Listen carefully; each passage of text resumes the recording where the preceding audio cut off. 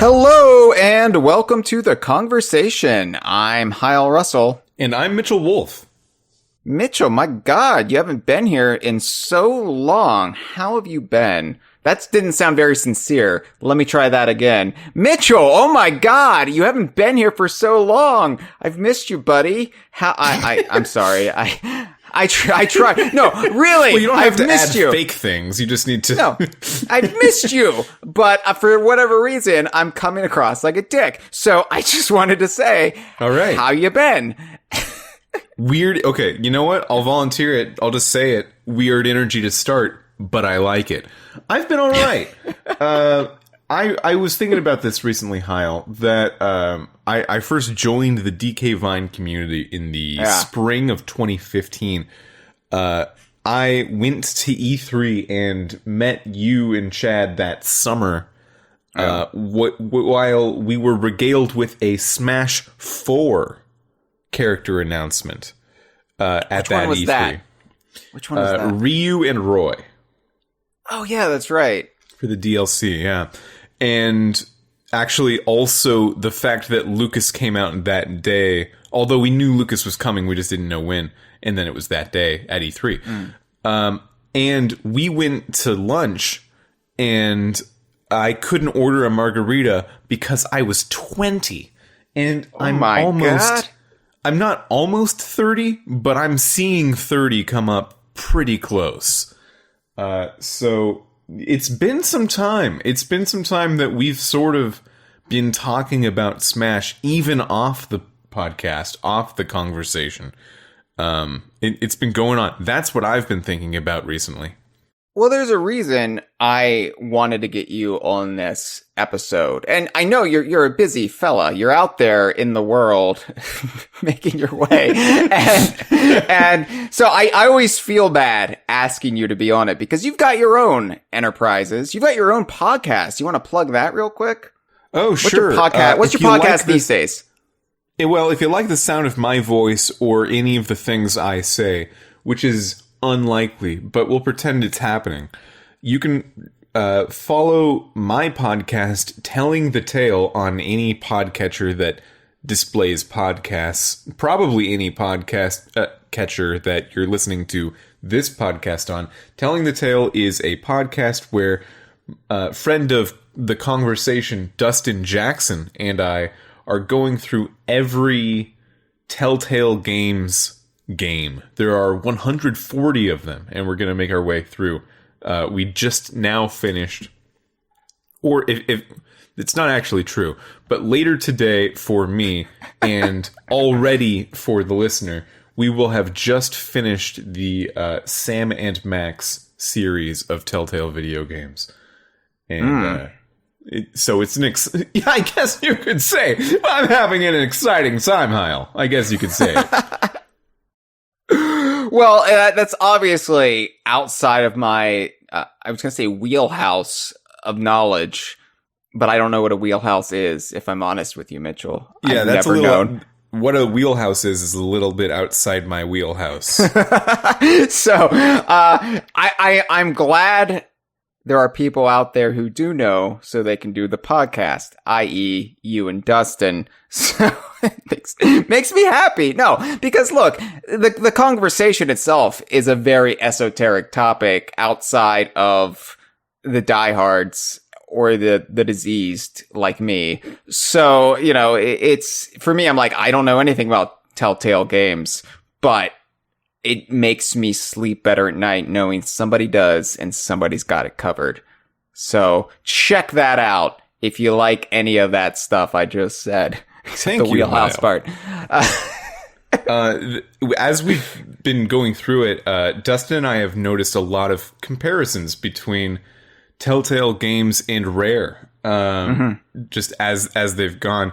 Telltale Games really only existed for 14 years before they went completely out of business in 2018 and were sort of brand revitalized by different people. And just it's not exactly one for one, but there's a lot of like they have sort of a turning point where their company turned around and did something else. They have people who are really attached to the old stuff, people who are really attached to the new stuff, and there's different vibes, different attitudes. So I guess that's a whole other conversation. But just to sort of a little bit segue back into Rare. Hey, Rare's a thing you can talk about. It is. And I was just thinking, I did that Crash Bandicoot episode with Jeff several months back. I don't know anything about Crash Bandicoot, really, but it was an interesting topic. And so maybe someday we should combine forces, your podcast and my podcast, and we could do this comparison between Rare and Telltale. And I think that would be fun someday. Maybe not tomorrow, but definitely fun. On the horizon. You though, Mitchell, aside from all of your own endeavors, I associate you so much, beyond, being a friend. I associate you so much with Super Smash Brothers because, like you said, we first met when Super Smash Brothers 4 and the DLC of it was still very much in full swing. And I was just done. I wasn't done with it, but I didn't enjoy that iteration. We've been through this. We've talked about it. Mm-hmm. And I definitely wasn't looking forward to Smash for the Nintendo Switch. And we did an episode back in early season 6 of the Kongversation. It was called Oh Smash Brother. Because that was when they announced, it wasn't even Super Smash Bros. Ultimate. We didn't know the name yet, but they had that first trailer for Super Smash Bros. For the Switch with the Splatoon inkling and the big fiery ball. And that was where our little journey for Super Smash Bros. Ultimate began. And then, I was a complete cynic about it. I was burned out. I didn't want anything to do with it. Leave me alone, I said. And actually, the two of us, we went to E3 together that year. We were the team on the floor for E3 2018. And of course, Nintendo's E3 presence that year was pretty much exclusively Super Smash Bros. Ultimate. At least their Direct was. And it is amazing to me. I don't think I've ever had such a quick turnaround as far as having zero interest to almost detesting a game for existing and then being won over by it. And that E3 was it. I know a lot of people who may not know or have followed this podcast or DK Vine might think it was K. Rool getting a Smash that did it for me, that converted me. But no, I was won over at that E3 before I even had an inkling, right? Ooh, right? Because the character now I know I what just kind said. of podcast this is gonna be.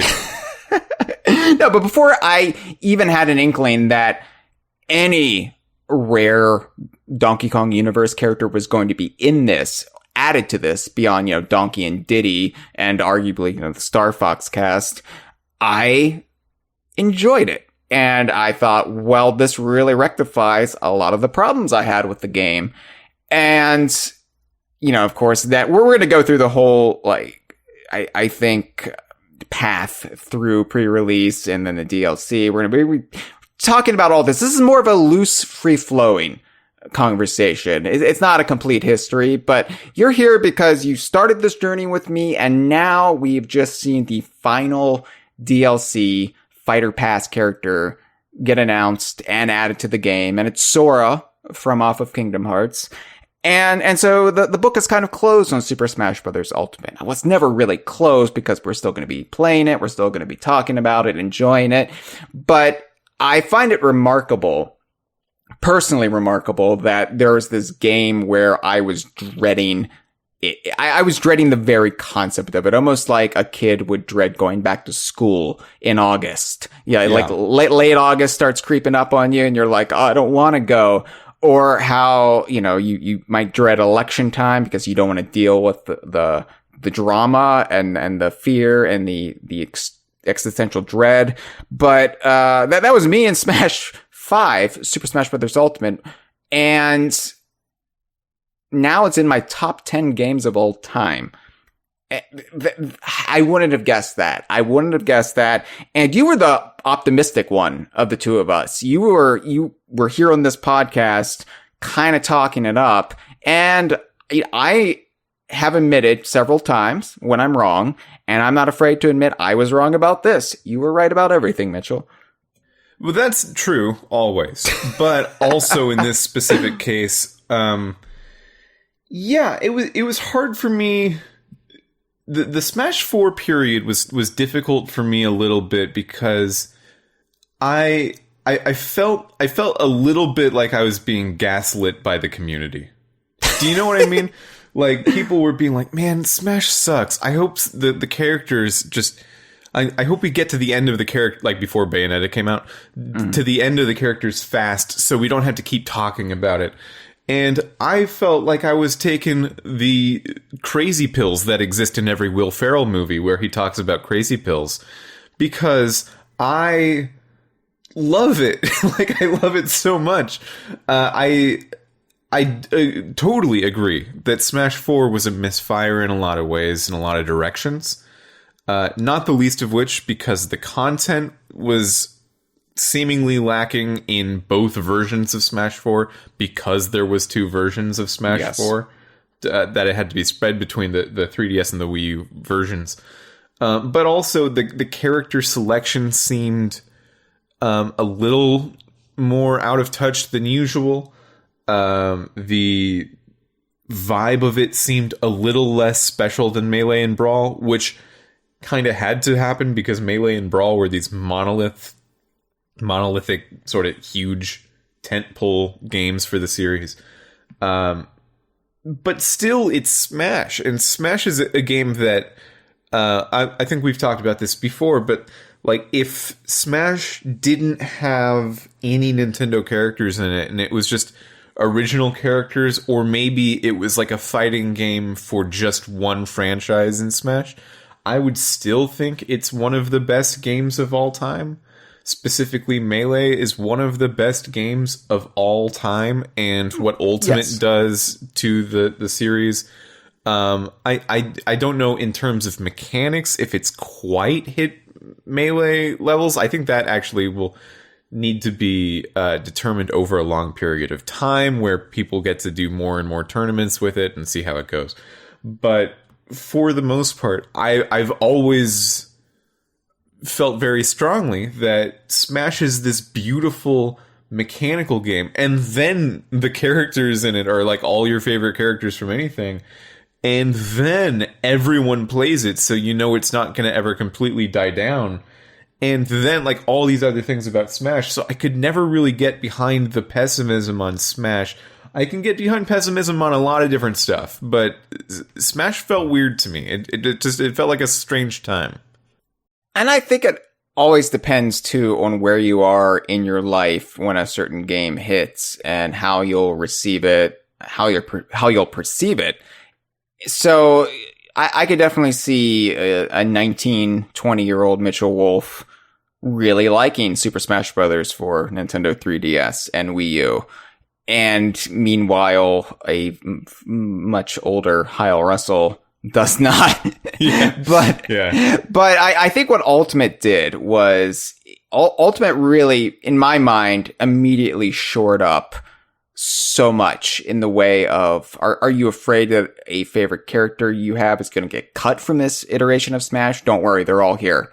Like that was the first hurdle cleared, right? When they announced that, I was like, all right, well, no matter what happens now, I think I'm on board with this, because every character from the past is in there. And also Sakurai really tempered expectations from the start, where he said that there weren't going to be that many new characters. And so in my mind, I was just like, all right, I'm just going to let go. I'm going to let go of the drama. I think it's a better trade-off having everyone back in this than going through the wars, the franchise wars, the wars between fandoms of which character gets in this game. It's not fun. It's demoralizing. And yeah, you can rise above it. You can detach yourself from it. But it's hard. It is hard to do. And that takes time and maturity and perspective. And I was still finding my way towards that back then. So, you know, I think I just viewed it all as I'm going to take the victories with this where I can and try to enjoy the experience. And then we played it on the show floor, and for whatever reason, it immediately clicked with me in a way that the Wii U game and the 3DS game never quite did. And I'm more of a Brawl apologist than most. I like a lot of Brawlologist. I like a lot of what Brawl did. I see the missteps it made, for sure. But I think Brawl is really, I mean, it was born out of Melee's ungodly success, but Brawl is really where our current Smash culture began. The whole cycle of Smash, the pre-release, which characters are going to get in, because that didn't exist with Melee. And so, like, Brawl, I have fondness for, even if that's sort of where a lot of my problems with 4, we'll just call it 4. I'll just call it 4. You can call it whatever you want. But the fourth iteration, a lot of the problems in Brawl began in Brawl. But really, like you said, the biggest problem with 4 was that it was potentially a good game that was cut in two. And then you kind of had 2 middling Smash Brothers, which are still better than most games. You know, a somewhat flawed Smash Brothers is still better than most fighting games on the market, but it just wasn't what I think I wanted, and it definitely wasn't what our fandom wanted. So no, I think that's true for it feels like a unique thought for our fandom, but it's not. Like that, I think everyone kind of feels that way about Smash 4, at least a little bit. Like from a competitive stance, it was made to seem like, hey, we're listening to the competitive community this time. We're going to have tournaments like leading up to the announcement. We're going to be talking to people like Hungrybox and Mewtwo King and marketing the game through tournament players. And then the game came out and it was very clear, like, oh, that was a decision they made, but it was a decision they made really late into development, so they never actually changed the game that way. And then just the characters themselves, I think that there's a lot of good characters. I think that Mega Man, like starting out with Mega Man is such a slam dunk, and Pac-Man is done really well. And there's a lot of, I don't need to list every character that's good in the game. Yeah. Little Mac is fun. But a lot of the other ones feel like they're already kind of checked out. Like, oh, well, you know, we got all the big ones. We don't need to stress about every single one. And then they got the Smash ballot results and realized, oh, we really didn't get all the big ones. There's a few more of those. It seems like the only Smash game that is unfocused. And I feel like it's a Smash game that didn't please anybody. Like, because you talk a lot about the hardcore Smash tourney crowd, that sort of sect of Smash fandom. But I think, because I'm part of this, what doesn't get talked about enough are I don't want to say casual Smash fans, but the Smash fans who are in it because it's just a really fun game to play, but we don't care about tournaments or any competitive aspect. We're in it to soak in the fan service, the crunchy gameplay for sure, but just the general ambiance of Smash. Melee was such a treat. Melee was such a revelation because it's a game I could just boot up by myself and play it completely alone and have the best time and sink hours and hours into it, getting trophies, learning about Nintendo history. There was nothing else like it. And so I felt like Smash 4 definitely didn't scratch any itches I had when it came to the series. I mean, yeah, like you said, it did have a lot of necessary characters, Pac-Man and Mega Man. I was rooting for Pac-Man. I felt like I was one of the few who were rooting for Pac-Man because he just wasn't a character people were asking for. But I was like, if this is going to be a true representation of video game history, you have to have the Pac-Man. That's right. The Batman. You have to have him because it's kind of ridiculous he's not there. So you're right, though. The Smash ballot sort of revealed, I think, obviously characters they couldn't get at the time or they didn't think they could get at the time, but also characters they sort of were overlooking due to their own oversight, due to being too close, I think, to the interior workings of the companies, and they couldn't really see what was happening in the larger fan communities. And the ballot was, I think, just this extremely fortunate stroke of luck on our part, on everybody's part, because it, for the first time I can really think of, significantly gave us a voice towards a receptive Nintendo. It doesn't happen often. It does not happen often, and I still can't believe that everybody actually I think came together and said, like, as a collective community, who do we want to see the most? And let's focus in on that. For the Donkey Kong community, that was obviously K. Rool. And we saw Ridley announced at E3 2018. I did not expect K. Rool. I have to be honest, I did not think K. Rool was going to get in it. I was very happy Ridley was in it, but there was the sort of sense of melancholy in the far back recesses of my brain where I was like, but we're never going to see our villain, are we? And just, the way it felt like in 2018, coming off of 4 years from Tropical Freeze and the legendary sort of backlash towards Tropical Freeze from on the online gaming community, online Nintendo fandom.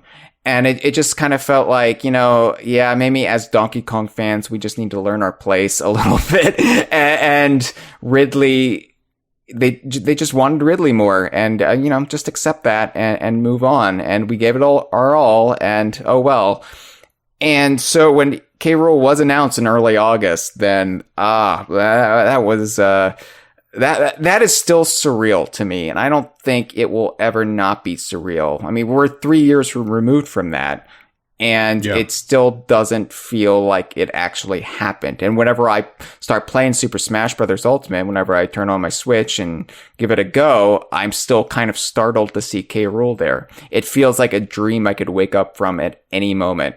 And so, it's, we've talked about it, obviously. We've talked about it on this podcast, but it's, I think, the happiest moment our fandom has had since Donkey Kong Country Returns was announced. I don't think you could point to anything, like, obviously there were big moments in the last decade for sure, but as far as just this, the earth is quaking, is this really happening? Oh my god, I feel so absolutely giddy. Banjo-Kazooie came close, but K. Rool always seemed like a longer shot than Banjo-Kazooie, especially since Phil Spencer came out during the Smash ballot back in the Wii U days and said, hey, I would love Banjo-Kazooie to be in it. So I think that really inceptioned the idea in our heads that could happen. Whereas K. Rool always felt like we are fighting against Nintendo corporate culture. We are fighting against whatever ingrained notions they have towards which characters should be used and should not be used. And we won. We got him. We got him in there. We just didn't just get him in there, Mitchell. We got such a pitch perfect presentation.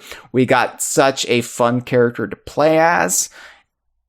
Yeah. I don't have any complaints. If you remember the context of the reveal, it was the day before we had a leak of the Super Smash Bros. Website, like an update got pushed too soon, and a Castlevania song was visible on the website.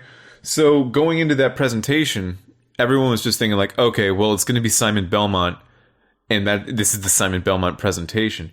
And not only was it was Simon Belmont, but also Richter Belmont, Dark Samus, Chrom, and at the end of a 5-character reveal presentation, King K. Rool. And King K. Rool was the stinger, the showstopper. Yeah. Which is awesome. It does mean that King K. Rool is one of the only new characters in Super Smash Bros. Ultimate that Sakurai has never done a presentation talking about, because they just cut to black right after they did the trailer and they didn't do the whole moveset deep dive or the franchise deep dive where he explains what King of Fighters is to millennials. Right. Or I guess not millennials. That's an old way to say that. Gen Z. Yeah. Gen Z Zoomers, yeah. The TikTok generation, Mitchell. Yeah, the kids with their newfangled phones and fax machines. I hadn't considered that, but it's almost perfect that it just ended on that mic drop. And we didn't have any elaboration on it.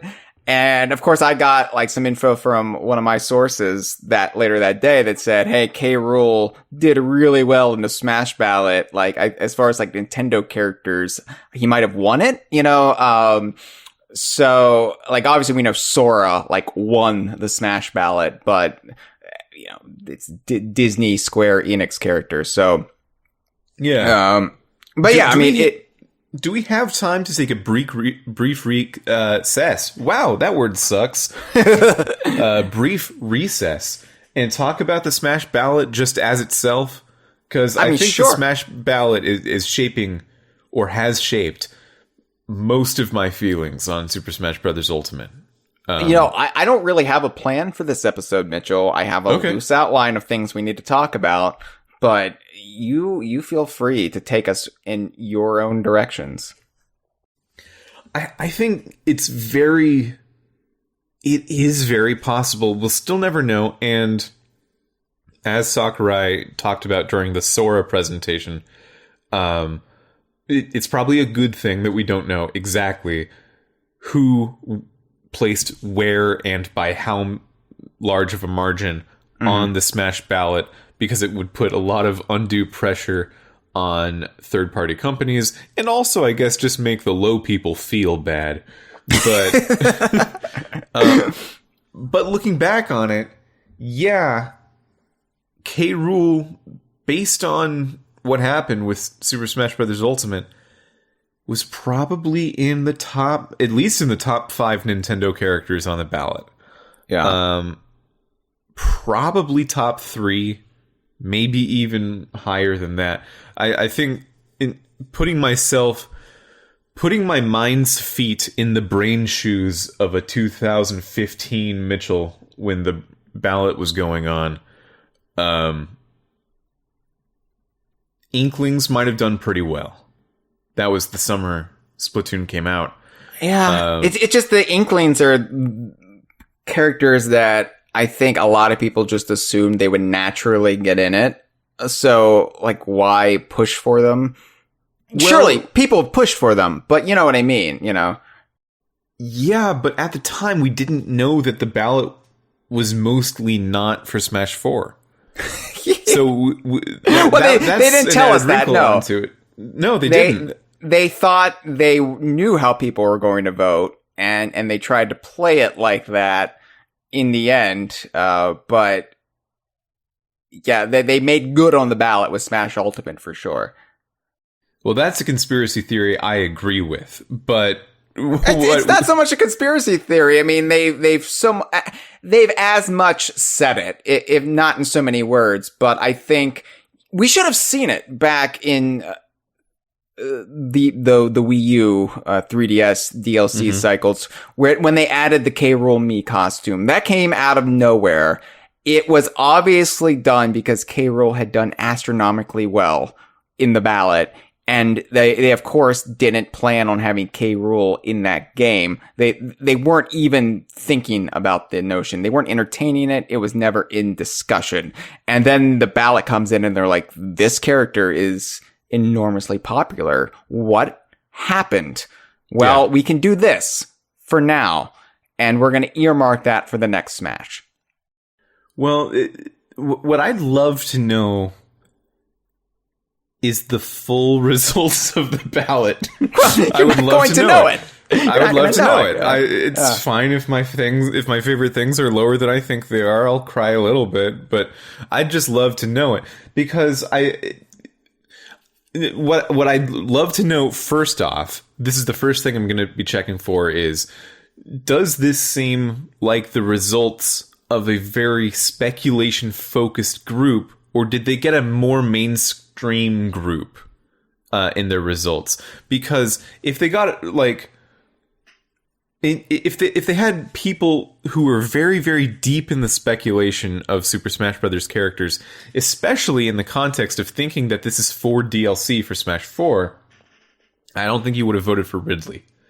Because Ridley seemed like it had been spoken on. Ridley seemed like Smash 4 was just not in the cards for Ridley. But if it was a bit more mainstream of a poll than that, I think people would have voted for Ridley. And I think people would have not thought that the Inklings are a sure thing.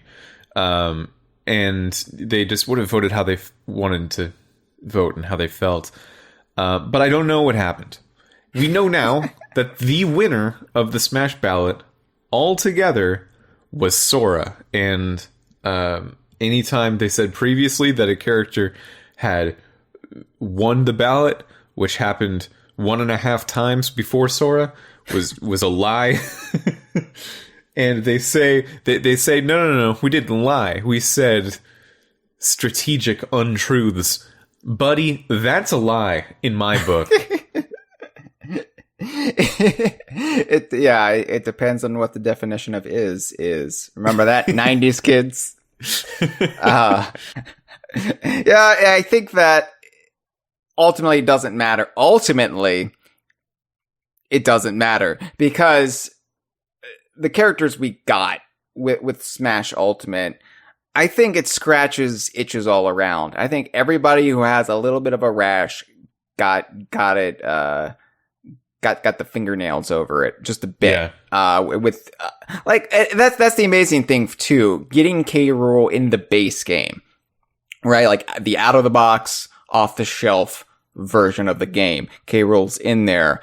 It didn't really matter what happened after that. Obviously, I wanted Banjo-Kazooie, but I was just so over the moon with that I see like all the people in our community who, rightfully campaigning for Dixie Kong, but K. Rool was always a bigger get than Dixie Kong because Dixie Kong, as much as she should be recognized, as much as she should be celebrated in a game like this, she will always have a place in the Donkey Kong series. K. Rool's place had been arguably usurped or rendered like non-necessary.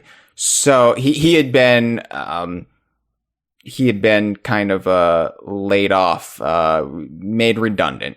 And part of the campaign to get K. Rool in the game, part of the campaign to get K. Rool on the Smash ballot was to tell Nintendo, hey, we Donkey Kong fans, we exist, and we really, really like this character that you don't seem to like. Let us explain to you, because it wasn't just I'm putting a name on the Smash ballot. You got to explain why you wanted that character. And absolutely a mistake. But I feel like I hope that they used an algorithm to read that to make sure you were human, and then threw it away and made no humans read the explanations. Oh, but they were so heartfelt, Mitchell. I poured my heart out. Yours might have been heartfelt. Is what I'll say. I'm sure the algorithm recognized how beautifully written mine was and sent it to the president of Nintendo. But I think that it was a chance to let Nintendo know, hey, all due respect, you're wrong about this guy, about this character, about this fictional crocodile man. And so getting him into Smash wasn't just like this, like he deserves it. It was, we are saving this character from oblivion. And so that's why it meant so much to get K. Rool. And yeah, it means a lot to have the primary villain of the series, standing shoulder to shoulder with Bowser and Ganondorf. and all of the other ones in that Rivals trailer. Just the whole trailer. I mean, I could talk about that for the rest of the episode, just the Rivals trailer alone. But it just did so much towards giving us a victory, giving us such a unifying moment of jubilation that, you know, it wouldn't have been that way with Dixie. And I think Dixie deserves to be in the game. Like, I'm not saying like they were right to exclude her, but I think Dixie not being in this game is more of a sin of earlier Smash Brothers than the fault of Ultimate. Because really, Diddy should have been, if not in Melee, then a secret character in the N64 game when you consider the time it came out. And, you know, then we should have had more Donkey Kong characters scattered throughout Smash sequels. It shouldn't have all just been left in one big lump at the end here. But that's what we got. And for the characters that needed to be in, these are the two characters, K. Rool and Banjo-Kazooie, that I think needed to be in the most. So I will never be upset about that.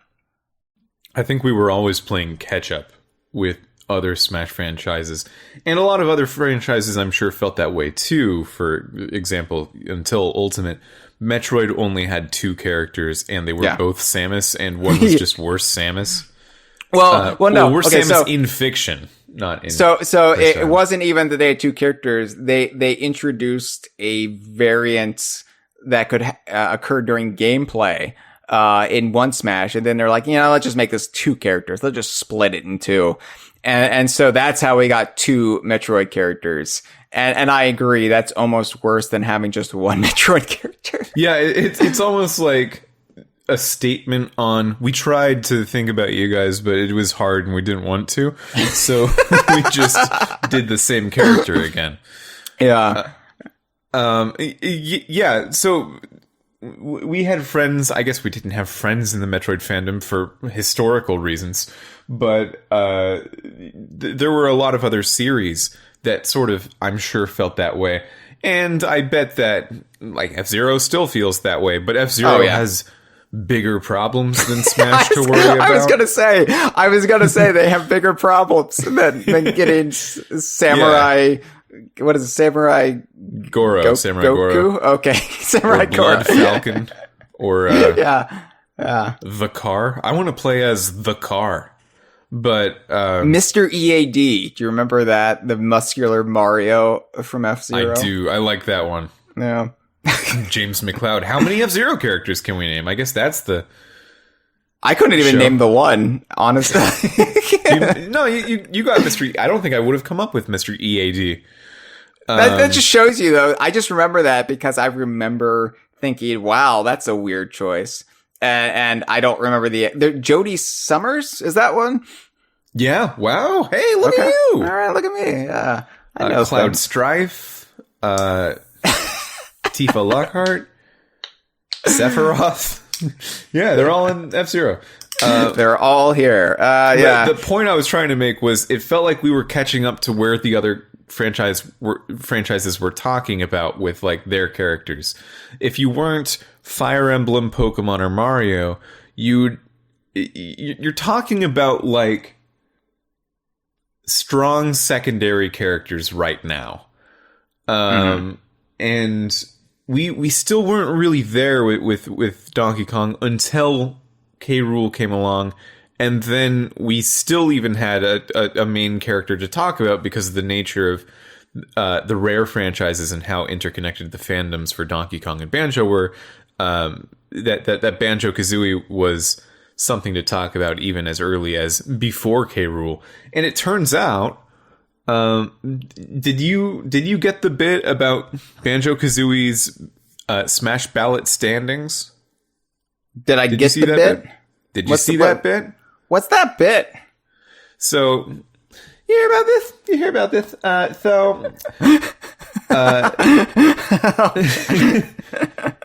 Immediately following the Sora announcement, in Sakurai's not private, I don't know why I said private. Private diary? In his public Famitsu column, his personal Famitsu column is what I want to say, not private, because I read it. He talked about how Sora had in fact scored the most votes out of every character that I guess fit the criteria of being a Smash Brothers character. What we'll know, I mean, Shrek probably got more, but Shrek is not a video game character in origin, right? So Sora was number one, but the only other character he talked about in that column, he said, also really, really high was Banjo-Kazooie, which was a bit surprising from a Japanese perspective, but makes sense, is what he said. And I believe, especially if you go and look at the actual wording, which I don't have in front of me, I believe that is an indication that Banjo and Kazooie were the number 2 spot on the ballot. I could definitely see it, and it's honestly a little surprising for me because I feel like Banjo and Kazooie, they really like started picking up momentum again. When did the ballot end? Late 2015. Okay. Well, I could see it because you had August sort of or September. The beginnings of the Renaissance and Rare Replay and Ukulele around the same time. Like all of that kind of, I think that's really when Banjo-Kazooie started getting a cultural renaissance as far as popularity goes and a more outspoken fandom. It had sort of been dwindling and dying. And there were always the diehards out there. I'm not saying there weren't, but I could see then Banjo-Kazooie getting that close, buoyed by all of that inertia and all of that, spiritual successor talk and just their greater standing with Rare Replay and the more openness of the modern then Microsoft Studios, now Xbox Studios. Yeah, I think that we have a tendency within the Rare community to sort of downplay our own franchise's popularities. Oh, for sure. Because we've just been sort of beaten down over the last 2 decades a little bit. So we've developed some defense mechanisms. I don't know if you heard, but I opened a cider just a bit ago because I was like, we're going to be talking about some stuff that's going to bring me down, and I'm going to have to lubricate my sadness. Ciders are pretty delicious defense mechanisms, yeah. This cider, by the way, has a delicious surprise inside of it because it's tinged with blackberry juice. So you've got the apple cider, and then you've got just a tangy twist of a blackberry made by the good people at Bold Rock Hard Cider. I love that because, you know, I like apple cider a lot. I like hard cider. I like soft cider. I like apple ciders. But apple's a boring fruit. I like it. It's a boring fruit. Well, and I also picked this because it reminds me of Banjo and Kazooie because you've got sort of the boring do-gooding fruit that is the apple. And then as you get deeper into it, you've got the sort of acidic bite that is a reddish berry in there, which is Kazooie. What kind of fruit is King K. Rool? Watermelons are green and round and large. Yeah. Well, that vein of conversation didn't last as long as I wanted it to. No, I was like, there's nowhere for me to go with this, Mitchell. So that's fair. I was going to argue with you and say, no, I think K. And I was like, you know what? This is terrible podcast. So I'm just going to agree with you, and then we could move on. Sure. But I was saying before that Banjo and Kazooie are sometimes, I think, thought of as less popular than they really are because of a myriad of reasons. For one, the series has been inactive for 13 years on its own. That was when Nuts and Bolts came out, and there hasn't been a new game since then. And for two, it just has this it's been thought of as impossible for so long that we feel that so many people have moved past it. And in actuality, I don't think that's the case. I don't think that when Smash started, something as old as Banjo-Kazooie would have been, well, it would have been impossible because it would have been in the 70s, right? So it would have been more than extremely retro. It would have been before Nintendo hit it big with Donkey Kong. Right, it would have been Pong.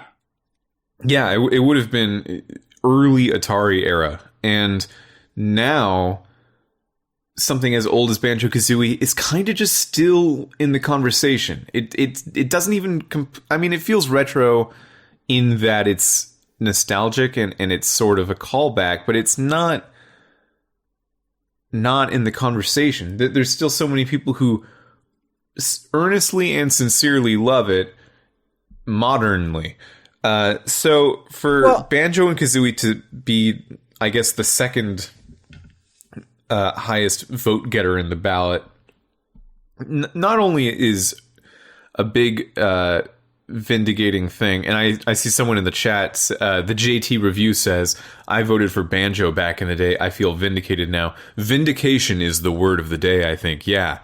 I think, too, that Rare fandom, but just Nintendo fandom that we're kind of forever entwined with, we have this idea that, well, in Japan, they don't like Rare. They don't like the Rare properties. They don't like Banjo-Kazooie in Japan. It's not true. There are plenty of Banjo-Kazooie fans in Japan.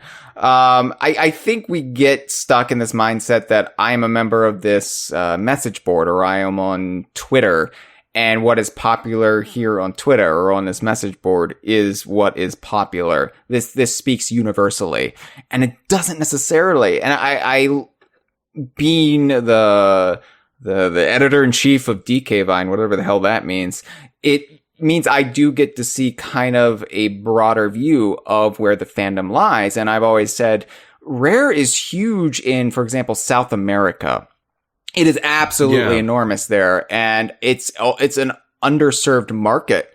When I see how popular all of these characters, all of these games still are in South America, that I'm just like, this is where the market is.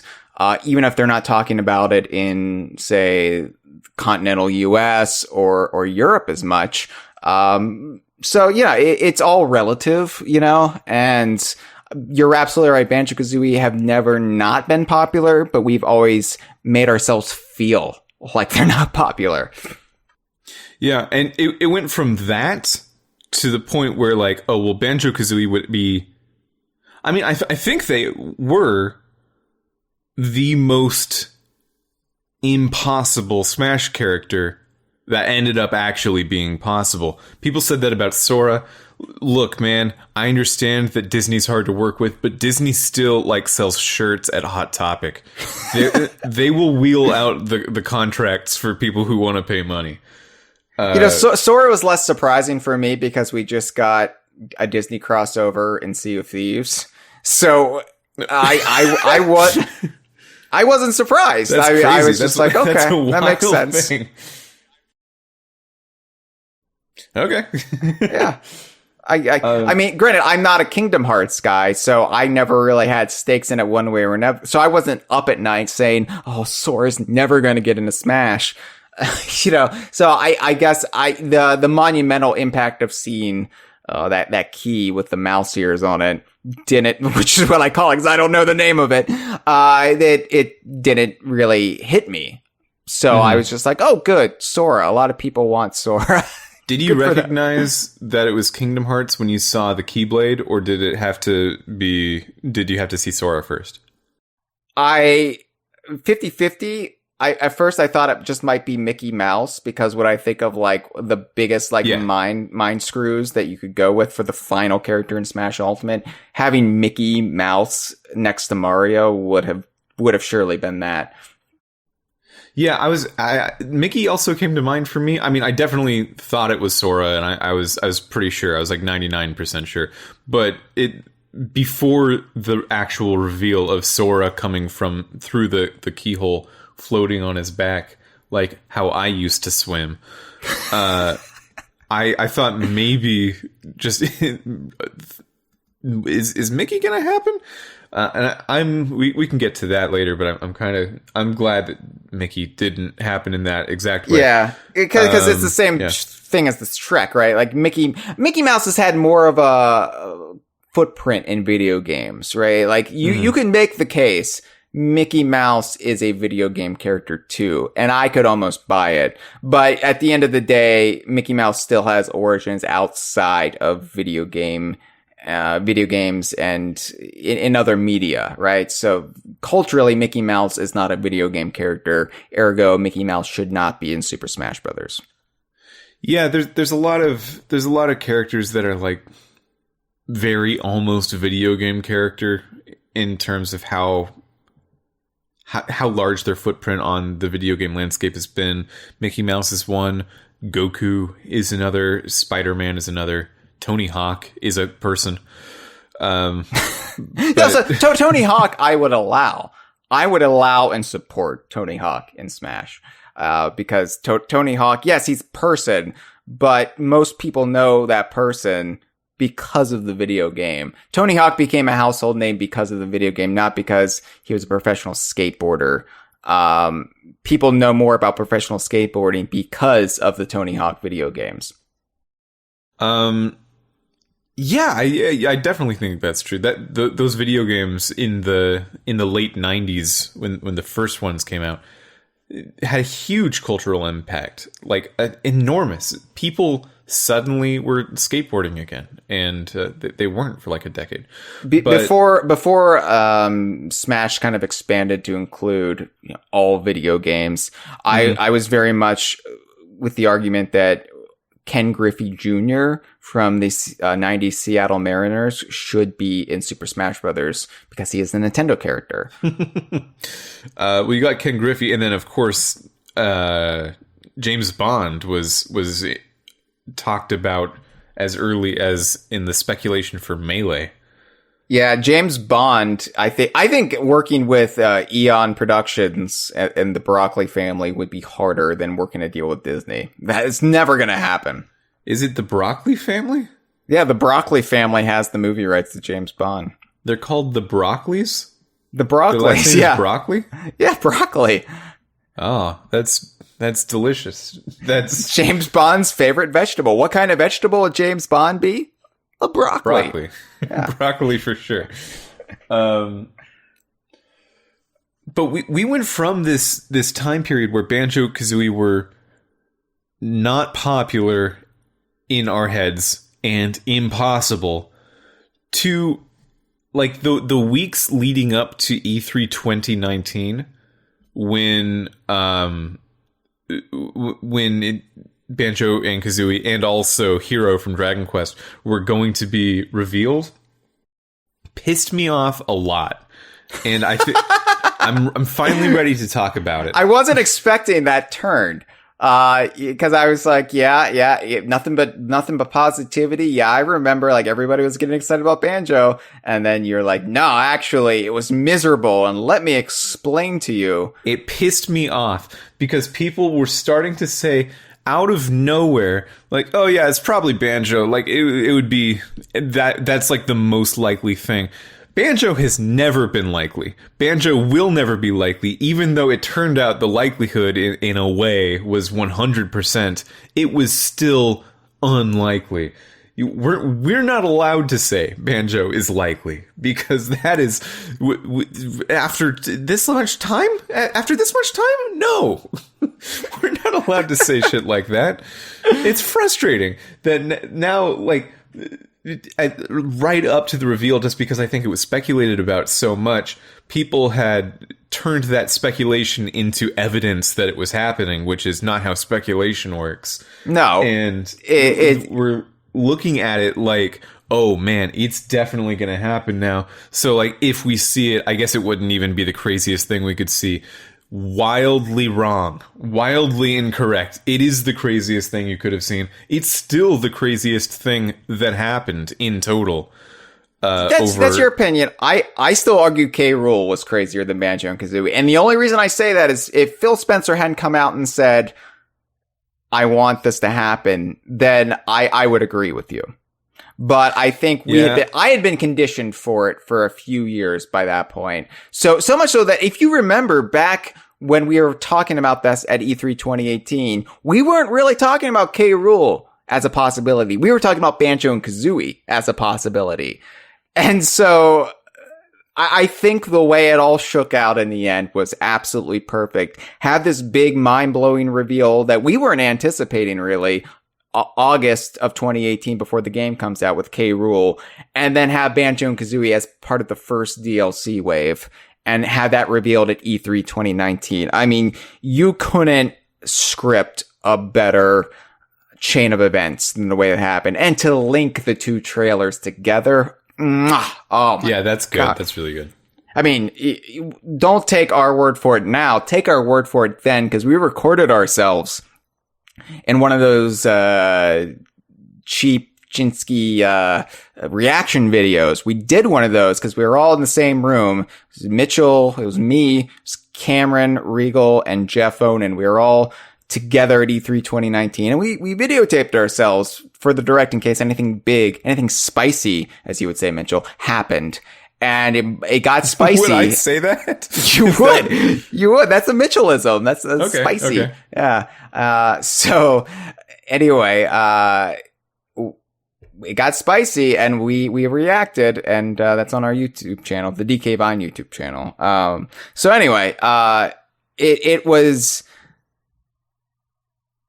I mean, I never thought that the trailer would have as much fan service for our community as it did. I at the very least, I was hoping that Donkey Kong and Diddy Kong would play a big part in it. I was hoping for a moment between them and Banjo and Kazooie, right?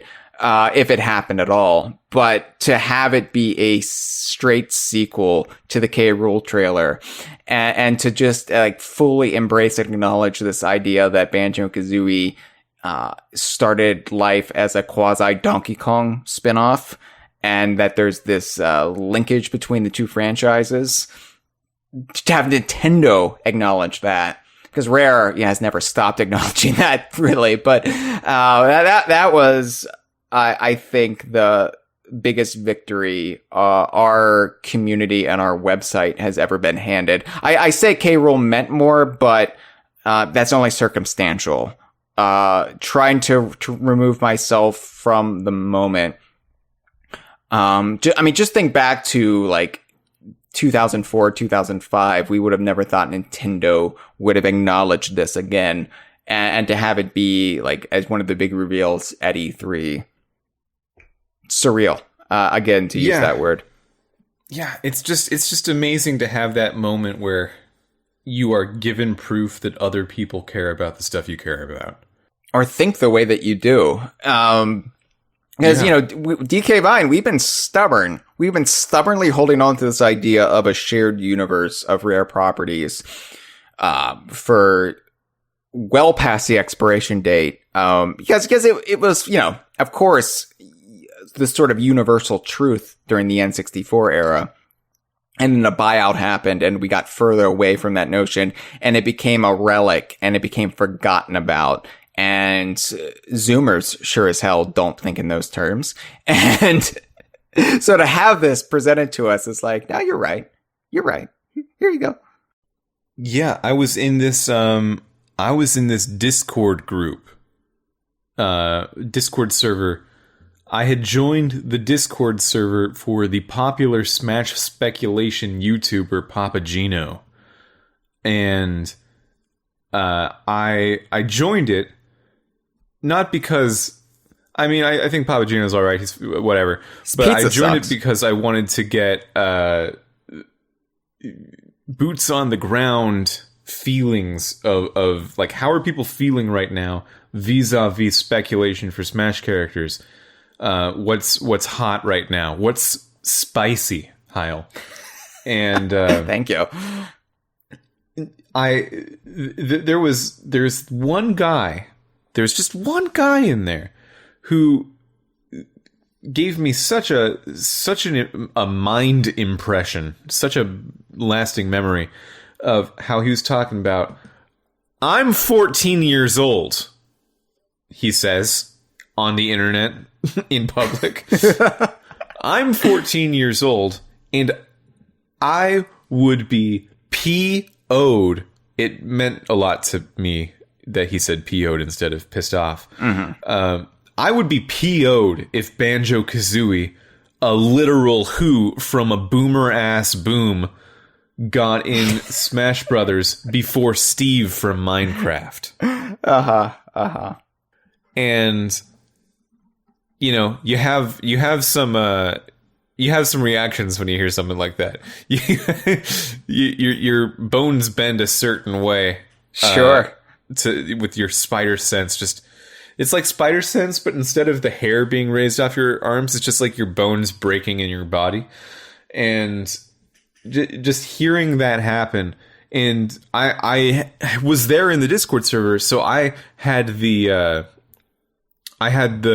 pristine opportunity of responding to this person, and I wanted to keep it in check, you know. There's no reason to talk to a 14-year-old ever, but especially when you disagree with them, it's better to just not get the conversation started. You are approaching 30, Mitchell. Wow. But the choice I went with was, have you heard about Banjo-Kazooie outside of Smash Brothers speculation? That was the question I wanted the answer to. And this guy said, yeah, it's one of Nintendo's many failures. And that was a very interesting take on it. I didn't say anything else beyond that. Just an interesting perspective. And then Banjo-Kazooie did get in Smash before Steve from Minecraft, although Steve from Minecraft did also get into Super Smash Brothers, which I think it deserves to be. Steve from Minecraft's a huge game, and look, I think it's a good game. But you look back at the people who downvoted, the mad people who downvoted that Best Friends trailer, the title for the Banjo-Kazooie reveal, and you know a lot of that was just Steve fans, right? Who thought Steve is not going to get... They should go back, by the way, now and change that to an upvote, or at least remove the downvote, because it's not needed now. Are there a lot of downvotes on that video? No, there are some, and I always wonder about the some. Like, what possesses you to say, I am going to express hatred towards this? And it's just because they didn't get a character they wanted. It was somebody else's turn. But I mean, that's been the story of Smash. Every Smash reveal between Diddy Kong and K. Rool for me. So, you know, it's fine. It's part of what Smash is everybody can't win at every turn. But the choice of Banjo-Kazooie and Steve as like two Microsoft/Xbox representatives, I mean, it's perfect, right? Like, I know a lot of people wanted Master Chief or whatever, but I think if you're going to select two characters that represent different things for video games and or their relation to Nintendo, it's got to be those two. And I say that as a Rare fan, as a DKU fan, who, you know, Conker didn't deserve to be in Smash. I mean, he does. He does in a sense, but when you look at all these other characters who deserve to be in, I'm willing to take a loss there and say, yeah, leave Conker out, because Steve from Minecraft probably deserves it more. Definitely deserves it more. I wish... If there was anything about Ultimate that I really wish was changed around, I wish that Banjo and Kazooie were in the base game rather than DLC. I do wish that happened. Yeah, because there's a lot of things in the game that are still sort of built around the base game. Like World of Light has scripted encounters for all of the base game characters, and then it just sort of dumps all the DLC characters on you at a certain point through the game if you have them already. Like the mural in the classic mode, stuff like that. And also items and assist trophies.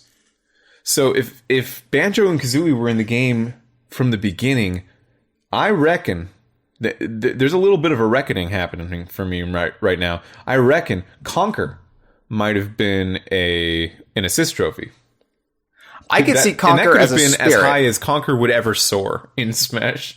Well, I do think missed opportunity was not having more in the way of spirit characters that are just rare general spirits, like Conker for sure. The Diddy Kong Racing cast, that was a huge opportunity right there that nobody took advantage of, to get like a Timber spirit or a Tip Top spirit, Whizpig spirit, and then, you know, move it, expand it to Blast Core, Jet Force, all of these properties that were on the N64. So, you know, but I like that we got a big DLC character, and I like that we got a big base character. I say we, being DK Vine, the broader DKU. I understand there are people who listen to this who only like Donkey Kong, or who are bigger Banjo fans than anything. So then I could see your perception changing, but I'm pleased. And it's funny because when we got Banjo and Kazooie, I was like, I'm done. Like, I honestly would feel bad if I got anything else in this game. As much as I want Dixie, at that point, Dixie's not going to be part of any DLC package. I think the only really underwhelming character they had in a DLC package was the 5th one for the original Fighters Pass. It was Fire Emblem. Which Fire Emblem character was that, Mitchell? That was Byleth. Byleth, yeah. It's just like, what?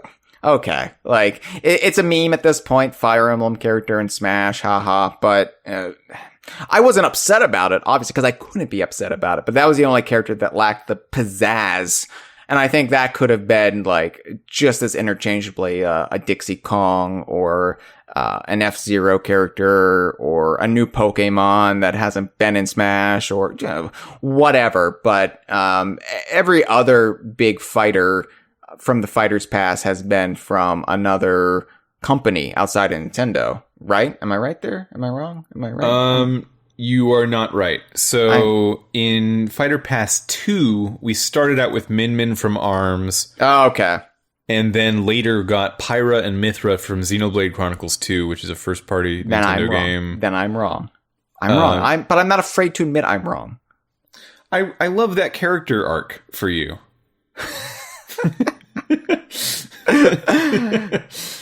But still, like, I think Dixie Kong, and here's where I'm upset about, the only thing I'm upset about as far as the lack of any more Donkey Kong characters. They had this great new feature with Super Smash Bros. Ultimate called Echo Fighters, right? And they introduced Echo Fighters, and we got Daisy in the game as an Echo Fighter, Dark Samus in the game as an Echo Fighter. I feel like they forgot about it after a while.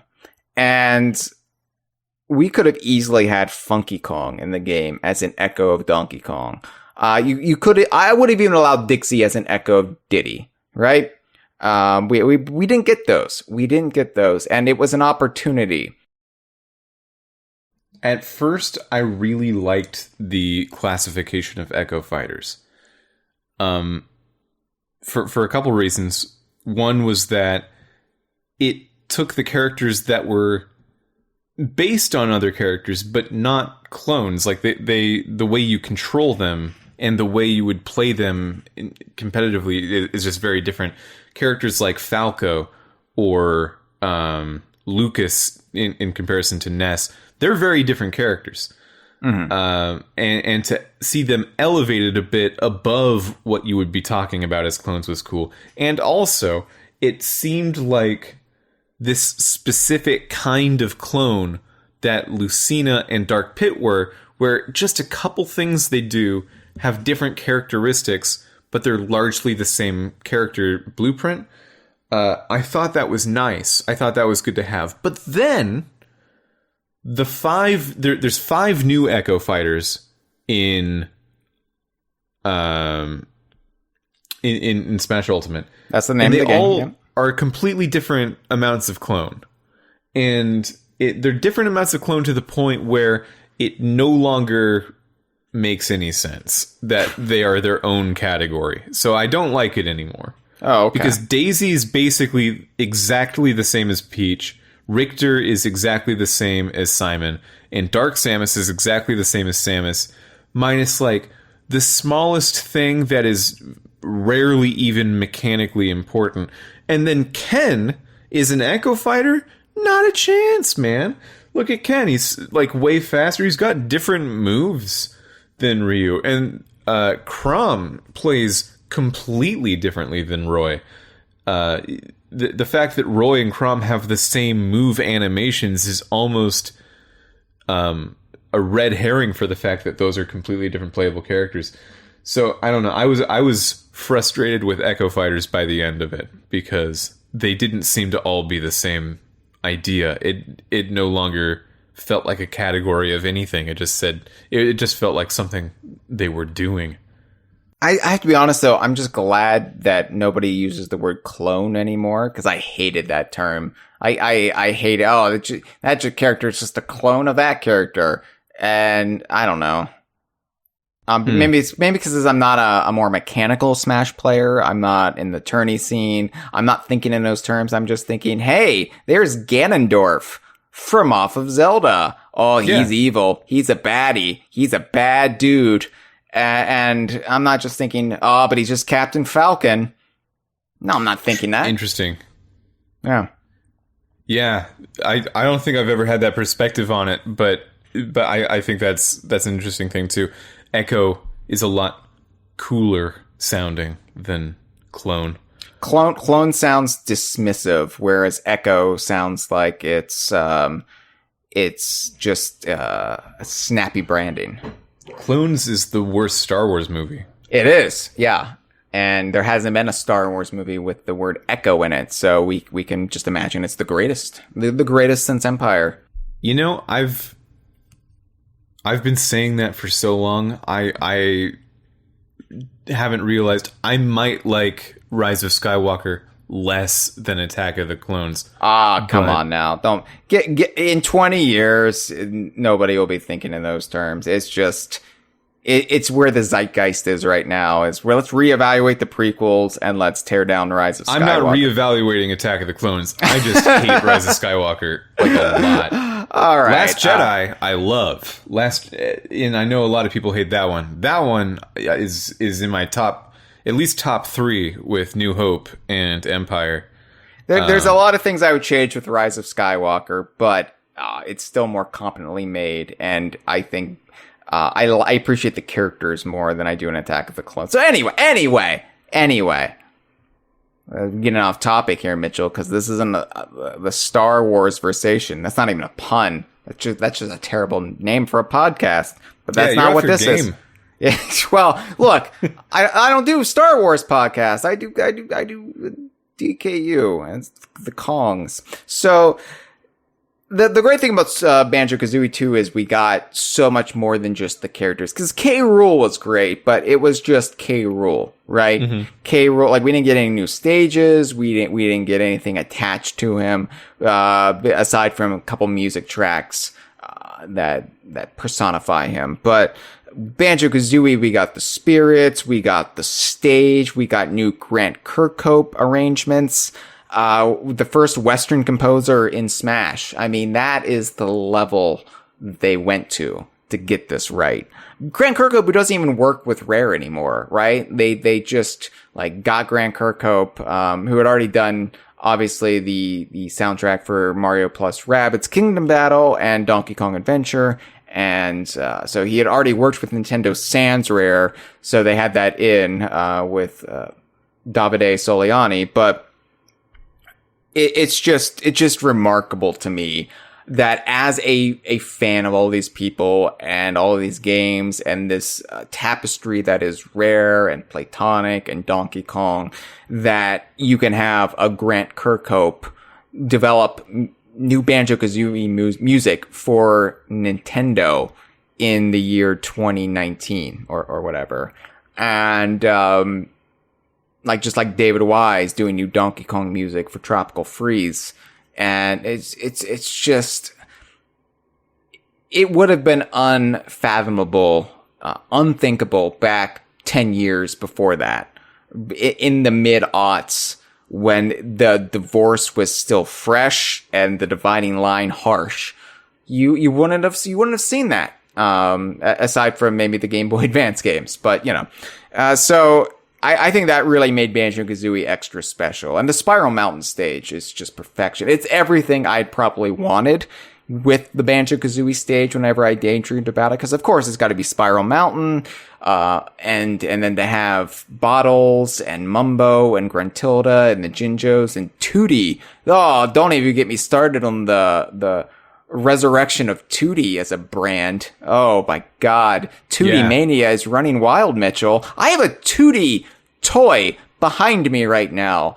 That would have been unthinkable just a scant few years ago. I can't know how to stop talking about Tooty. Once you get me started on the Tooty train, I'll conduct it off a cliff. I'll conduct that train till the cows come home. No, because Tooty is the most forgotten. I'm choking on Tooty. Tooty is the most forgotten Banjo-Kazooie character. No, I would argue the two most forgotten Banjo-Kazooie characters, Tooty and the Ginginator. And we are knee deep. We are soaking in both so much right now. And we've got Tooty and Ginginator merchandise. We've got Tooty and the Ginginator in a new Nintendo game. People know what the Ginginator is. We got lauded in our reaction video because we screamed the Ginginator. And apparently in a lot of reaction videos, nobody knew the name of the Ginginator. So we revealed ourselves as the true fans, Mitchell. Yeah, you know what? I'm glad they had the Ginginator in that and not the Buzz Bomb spirit, because I didn't know that name. Buzz Bomb is also, I would say Buzz Bomb is the third biggest victory. Between Tooty and the Ginginator, then you got Buzz Bomb, who has all of a sudden been like vaulted to top tier Banjo-Kazooie baddie status. Just because it smashes the Kingmaker. Hey, it happens. And we got a Buzz Bomb spirit. Buzz Bombs are in the Spiral Mountain stage. You're right. I forgot about them. Can't believe I almost forgot about the BB. Yeah, BB's out here just looking like a snack. And Banjo-Kazooie, I think it speaks to how uniquely Rare has treated the Banjo franchises, or the Banjo franchise while it was still getting new games, compared to other franchises, because the biggest game in the Banjo-Kazooie series is Banjo-Kazooie. Without a doubt, it's like monolithically larger and more important than Banjo-Tooie. For sure. And both Banjo-Kazooie and Tooie are monolithically more important than Nuts and Bolts. And then the console trilogy is way more important than the Game Boy Advance games. And then the Game Boy Advance games are more important than the mobile adaptations of the Game Boy Advance games. And then that's where we ended, because I'm not going to go. Yeah, I don't know what they're more important than. But the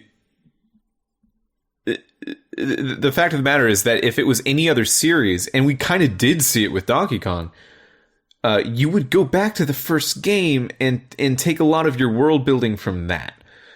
Because the things that matter to that game are the things that are going to matter to the most people, because that's the game people played and still love.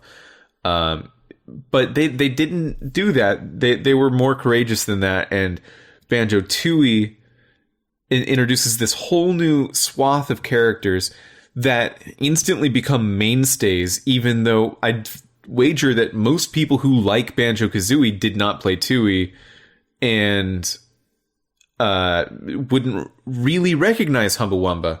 Or if you play Nuts and Bolts, you'd be like, okay, but why is Grunty a skeleton in a jar in a robot? That's strange. And they kept with it the whole time. And to that end, they kept building rather than like looping back to the entrance of the series for things like Tooty and the Ginginator and Buzz Bomb.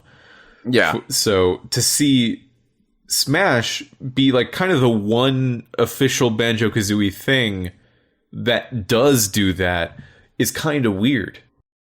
I think they struck the perfect balance in Smash, because there are like nods to Tooie and even Nuts and Bolts, but it's by and large the original Banjo-Kazooie, which is what you associate the most with Nintendo. I know Banjo-Tooie was on the N64, but by that point you could almost feel like the tether between Rare and Nintendo starting to sever just a bit.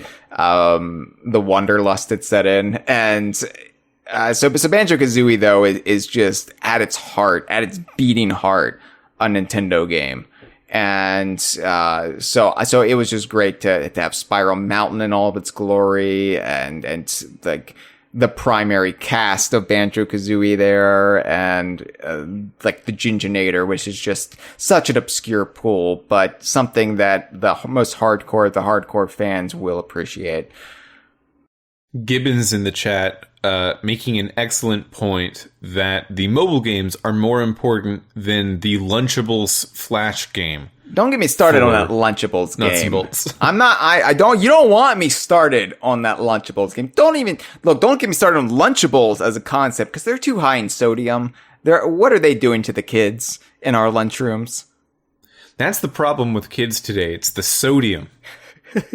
You know, they consume high sodium lunches, and then they get on the TikTok, and then they start talking about how Banjo-Kazooie is for the boomers, and I'm like, listen here. That's the salt talking. Calm down. We, the older millennials on down, need to ally against the boomers. Don't be aligning us with the boomers because we like Banjo-Kazooie. That's nonsense. I don't like that. I don't agree with this antagonism of an entire generation of humans, but no, I like the style. When I talk about boomers, I'm talking about Mitch McConnell.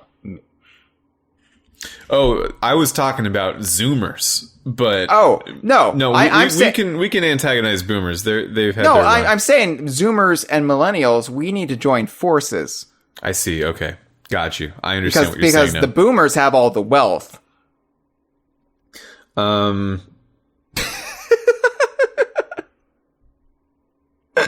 you know what? That Lunchables Flash game, it's not the worst Flash game I've ever played for a snack food. There were a lot of those for a good period of time. Not the worst Flash game I've ever played for a snack food. Yeah. It's weird that there can be a whole subgenre. Snack food Flash games. Snack food Flash games. Cameron brings up a good point in a live stream chat that BuzzBomb is the one character that anyone who ever turned Banjo-Kazooie on for 5 seconds would know. That's a great point. I feel like he just said that to shame me. Because I said I didn't know the name earlier. You didn't know the name, but you know the dragonfly, the shape. Yeah. If I was hard pressed before the reveal of Banjo-Kazooie in the game to name the dragonfly, like gun to my head, I would have told you, trick question, that dragonfly does not have a name.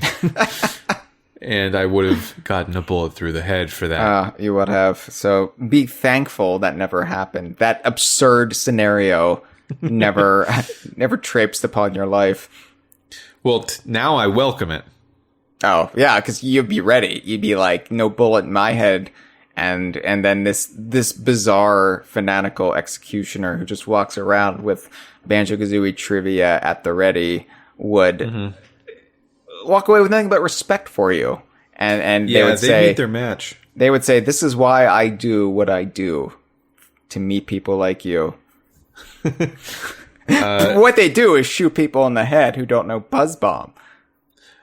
You know what? I say that I would know it, but gun to my head, that's a lot of pressure. I might get it wrong still. I might say Billabong. I might say Flitter by mistake, because that's the dragonfly from Donkey Kong Country 2. There's a lot of names for dragonflies that you could say. Yeah. This is a good podcast. No, I'm having a great time, and I don't know, like where do we go from here? Because once Banjo-Kazooie, once the reveal happened, once they're in the game, I said whatever happens from this point on, I won't really care. I just want as many other fandoms to be as happy as Smash Ultimate made me. And I mean, as far as the selection of characters go, I'd say they're pretty good. They're pretty good. Objectively, they are a pretty good bunch.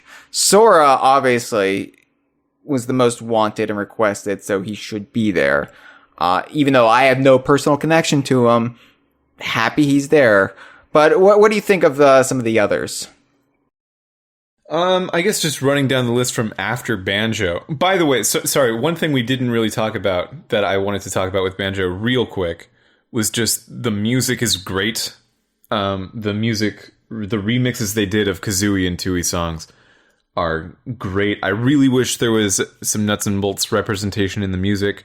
Or, I mean, this would never happen, but Spiller's Harbor from Grunty's Revenge is one of my personal favorite. Why Banjo is series Spiller's songs. Harbor everybody's favorite? It's a good song. It's just it's I don't know from a music theory standpoint why it's good, but I wanted to hear the music theory standpoint because it's included as part of that Rare 35 soundtrack that they put on like iTunes and Spotify, and it's just like one of the only GBA tracks on there. But I'm just like, I hadn't really considered this song at all, but it's here, so it must matter.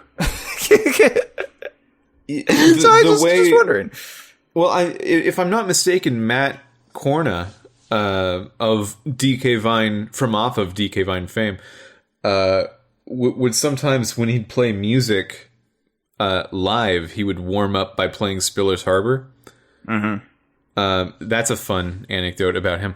But yeah, I guess it's just kind of got that wandering melody that a lot of the Disneyland, like playing outside Disneyland songs have, but you don't go to Spiller's Harbor as often as some people go to Disneyland. No. So you don't get it, that like It's a Small World virus in your head. So it never has shown its ugly side. That's what I like about Spiller's Harbor. You know, it's funny because Spiller's Harbor is just a world full of fluids. Bodily fluids, excrement, oil. I mean, it is the most, I think, fluid-centric world in any Banjo-Kazooie game. And then you have me wondering, you may not visit Spiller's Harbor as much as you do Disney World or Disneyland, but are there more fluids in the Disney parks than there are Spiller's Harbor? Pound for pound, like, how would we analyze that? It's a good topic for another conversation. Yeah, what down a question. The road. Yeah. Yeah, what a gross question. But like you said, Grant Kirkhope got a song in there, and it kicks ass. But something I never thought would happen is Yoko Shimomura did a song for she is the one that did the Treasure Trove Cove. Yeah. And Treasure Trove, that's probably my favorite one. That one just is awesome. She is a very well-known Japanese video game composer. She does all the Kingdom Hearts games, so that's another tie to Kingdom Hearts, I suppose. Yeah, and she does the Mario and Luigi franchise of video games. It's just cool to see really a bunch of really respected people, like game designers like Sakurai and composers like Yoko Shimomura, all focus on banjo for a little bit. It's such a wonderful thing. Well, that's what's great about really Smash, though, is that it brings together disparate franchises, communities, and puts it all under one roof. And that's what's so exciting and thrilling about it to me. So to have, other famed video game composers doing arrangements of Banjo-Kazooie music, that's the kind of surreal feeling you get just seeing, Banjo and Kazooie fighting Mega Man, for example. You know, it's just like, but it's on a more metatextual level. It's not as immediately visceral, but when you stop and you really let it wash over you, it takes you places. Definitely takes you places. But I sorry. The question you asked before was, what did I feel about the other DLC characters? Yeah. There are 12. So I mean, look, I am pretty insulated from the broader video game culture, from gaming fandom in general. I am a specialist when it comes to what I know and what I talk about, and I can't be a jack of all trades. You won't find me writing for Kotaku, beloved video game site Kotaku. But if you applied yourself, I bet you could get on Kotaku. Would I want to, though, is the question. And to that, I say no, Taku. No. Ooh, burn. I mean, I'm not either, though. I feel like I'm pretty off base. You know more than me. You know more than me. Well, I guess I know what they're doing, but I don't agree with them a lot. Like when Fighters Pass 2 started with an ARMS character, I was like, yes! I really wanted an ARMS character. Because I felt that ARMS had this super unique aesthetic, and had wonderful character designs. And it looked like it was just like badly timed for Smash at first. And I guess it was because they didn't know they were going to do a Volume 2 Fighters Pass. So when ARMS was confirmed to be in the game, I thought that was awesome.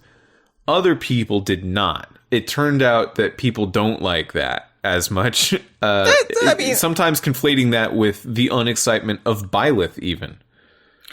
I think that's which I silly. think is unfair. I think that's silly because I feel like ARMS definitely deserves it as much as Splatoon deserves it. And ARMS being what it is, I think it's a natural fit for Smash. I remember when... Let me age myself. Let me show you how disgusting I am to 14-year-olds, Mitchell. When Smash was new, when Smash was a dewy infant, and it was on the N64, and we just had the one game, and all we could do is speculate about what a sequel might look like. You know, we spitballing characters, and one of the character types I was thinking of was, hey, there's this fighting game, or kind of a boxing game on the Virtual Boy called Tellero Boxer. I would love to see some Tellero Boxers in Smash. And that sounds stupid today. But back in 1999, you're like a couple years removed from Tellero Boxer. You're only like 2 years removed from the failure of the Virtual Boy. So, yeah, sure, why not? I feel like ARMS is in the tradition of those kind of Nintendo games that come along, and they might not catch fire quite as much as something else does, but they're still a part of the legacy, and that's exactly why I like Smash kind of scooping them up. Yeah, ARMS reminded me a lot of... We said earlier that everyone got a little bit of taste of what they wanted in Ultimate, and that's almost true. I think pretty much everyone is largely accounted for, but the people that aren't are, I think, fans of like an early to mid 2000s era of video game that Nintendo put out that feels sort of like how ARMS went, where they just put something out and it had fans, but then it just didn't carry on. And those things, there's not very many of them left that aren't in Smash as characters, but there are a few. They are Golden Sun, Rhythm Heaven, Advance Wars, Chibi Robo. Oh, yeah. It's funny. It's funny you say all of those things, because all of those things I felt like were surer bets than K. Rool at one point in time. Yeah, Custom Robo. Like the lead up to Brawl, those were the biggest talking points, other than the characters that eventually got in. Yeah. I remember. I remember Rhythm Heaven. And whenever I would make these, just for fun, for funsies, I would do these, mock, like, rosters of, like, newcomers. And I would always make sure to include, like, a Rhythm Heaven character because, like, that's what people wanted. And I had to listen to the people. People power. A lot of those games are great. Rhythm Heaven is a good franchise. And Rhythm Heaven is now the most popular franchise by sales of Nintendo's that is not in the game. Yeah. As a playable character. Yeah. And also, that first Chibi Robo game is amazing. Every other Chibi Robo game is a little bit trash. But that first Chibi Robo game on the Gamecube is genuinely awesome. You play as a little robot guiding a family through a difficult divorce. That's not very Nintendo, but it happened. That's how the GameCube was. GameCube was all about a difficult divorce for me with Rare and Nintendo. So Chibi Robo is a retelling of the Rare buyout from the perspective of a Toy Story-esque robot. I guess like WarioWare didn't really get any representation. What got Wario? You know what I mean, though. Like the WarioWare cast. That's true. Waluigi, of course, is what most people would go on about. But like, I think like it's arguable if you would count Wario as a completely separate franchise from Mario. You know, I know as a Donkey Kong fan, that's a bad thing for me to say because then people just throw that in my face. But I feel like just like the linkage between Banjo-Kazooie fans and Donkey Kong fans, like, yeah, you didn't get Waluigi, but look how many characters in your sphere are in this game. So I suppose so. I mean, no, actually, I don't agree. I think that WarioWare is a very different thing. Because if you're talking about people who are into WarioWare, they will not care about Mario characters that are added to the game. I guess, yeah. That said, even WarioWare, like, the version of Wario that we got is much more based on WarioWare than Wario Land. Mm-hmm. And we have a bunch of WarioWare stages. So yeah. So there's some stuff. I guess for the Smash game after Ultimate, I would because Pokemon Trainer and Banjo-Kazooie were my most desired characters to come back. Well, to come back for Pokemon Trainer and to be there at all for Banjo-Kazooie in this game, I don't really have desires anymore. I'm living my life as Siddhartha Buddha once did himself, passing through as if a lotus leaf on a river. And I'm hoping for the Rhythm Heaven fans and the Golden Sun fans to get something cool and interesting in the next Smash. That's what I'm hoping for. We'll talk about the idea of the next Smash towards the end here. I have some calls to play. And I'd like to hear from the people power. And people power, yeah. We'll play them. We'll talk about them as we do. Why wouldn't we talk about them? Why would I play them and then us not talk about them, Mitchell? That'd be funny. I could just end the I could play the calls and then end the episode, and then they're like, why did I even call in? Waste of time. You could have audio from anything in here. We could get the full audio of the Bee Movie starring Jerry Seinfeld in here. Oh, don't get me started. Don't get me started on that, because I know, like, the Bee from Bee Movie probably did very well in the Smash ballot. And that just aggravates me. That aggravates me, because it's just like the people who voted for Kanye. Like, what are you doing? Wasting it. The Bee from Bee Movie is somewhere, like, maybe above K. Rool, but below Banjo-Kazooie in that little sandwich. That's where the Bee from Bee Movie is. Here's the first call. Hi, it's Rafael from Brazil. I've chatted a little on the forum and also on Twitter, but it's my first time calling you guys. I thought it was a good time to do so since Smash Ultimate made my way into DK Vine. Back in 2018, I fell in love with a 3-hour-long video about K. Rool's inclusion in Smash. That was Kongversation episode 622. Since then, I kept listening to all Dicky Vine's podcasts, and that reignited my childhood love for Rare. I don't know if you guys saw it, but last year I did an illustration of a Smash Brothers-like game with Rare characters. I call it Super Rare Dudes. There was a way of showing my love for Rare and Smash and also you guys. So, since we are celebrating so much love for Rare and Smash, here's my question. If they have included a new stage for K. Rool, what would it be? Thanks a lot and keep the good work. And also, shout out to my cousin Daniel, who is a big fan of the show and helped me with the illustration. Thanks, guys. Hey, thank you for the call, Raphael. Thank you so much for calling in. From Brazil, just like I said, the South America, huge Rare fandom. So great to hear from you. And yes, beautiful calling. Yeah, I remember the Super Rare Dudes. The most distinctive part of that for me was seeing Pierce Brosnan and James Bond there. Just because I was like, the Broccoli's would never let that happen. But you're right. Like, part of that legacy, even if they don't want to admit it.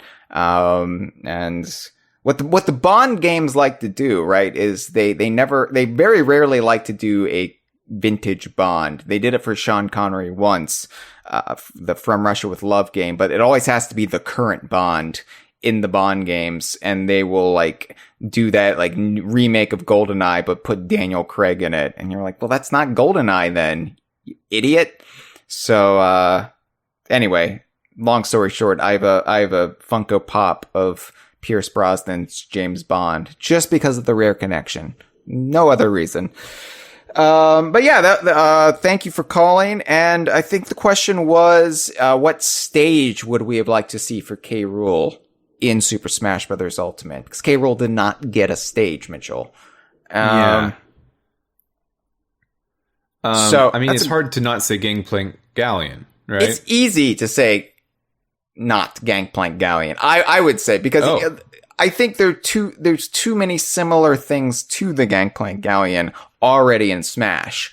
There's the Wind Waker stage. Arguably, there's the flying ship from Mario. It's a little bit different, but I guess, yeah. Here's the thing: I wouldn't trust the Smash stage craftspeople to make a Gangplank Galleon stage that wouldn't just be irritating to play. Because it would be one of those scrolling stages, and it would, I don't know, sink, and you would have to hop on something, and there would be cannonballs falling down on you at every point in time, and it would just be a mess, right? What if it was on the top of a mast, like the boss battle with Crow? I would be for that if it was less like the end to Donkey Kong Country and more just taking a sliver of a concept from Donkey Kong Country 2 and expanding that into a stage. That would be great. I was thinking though, like maybe something a little bit more deep. Not deep as in, wow, that is a profound choice, Hyle.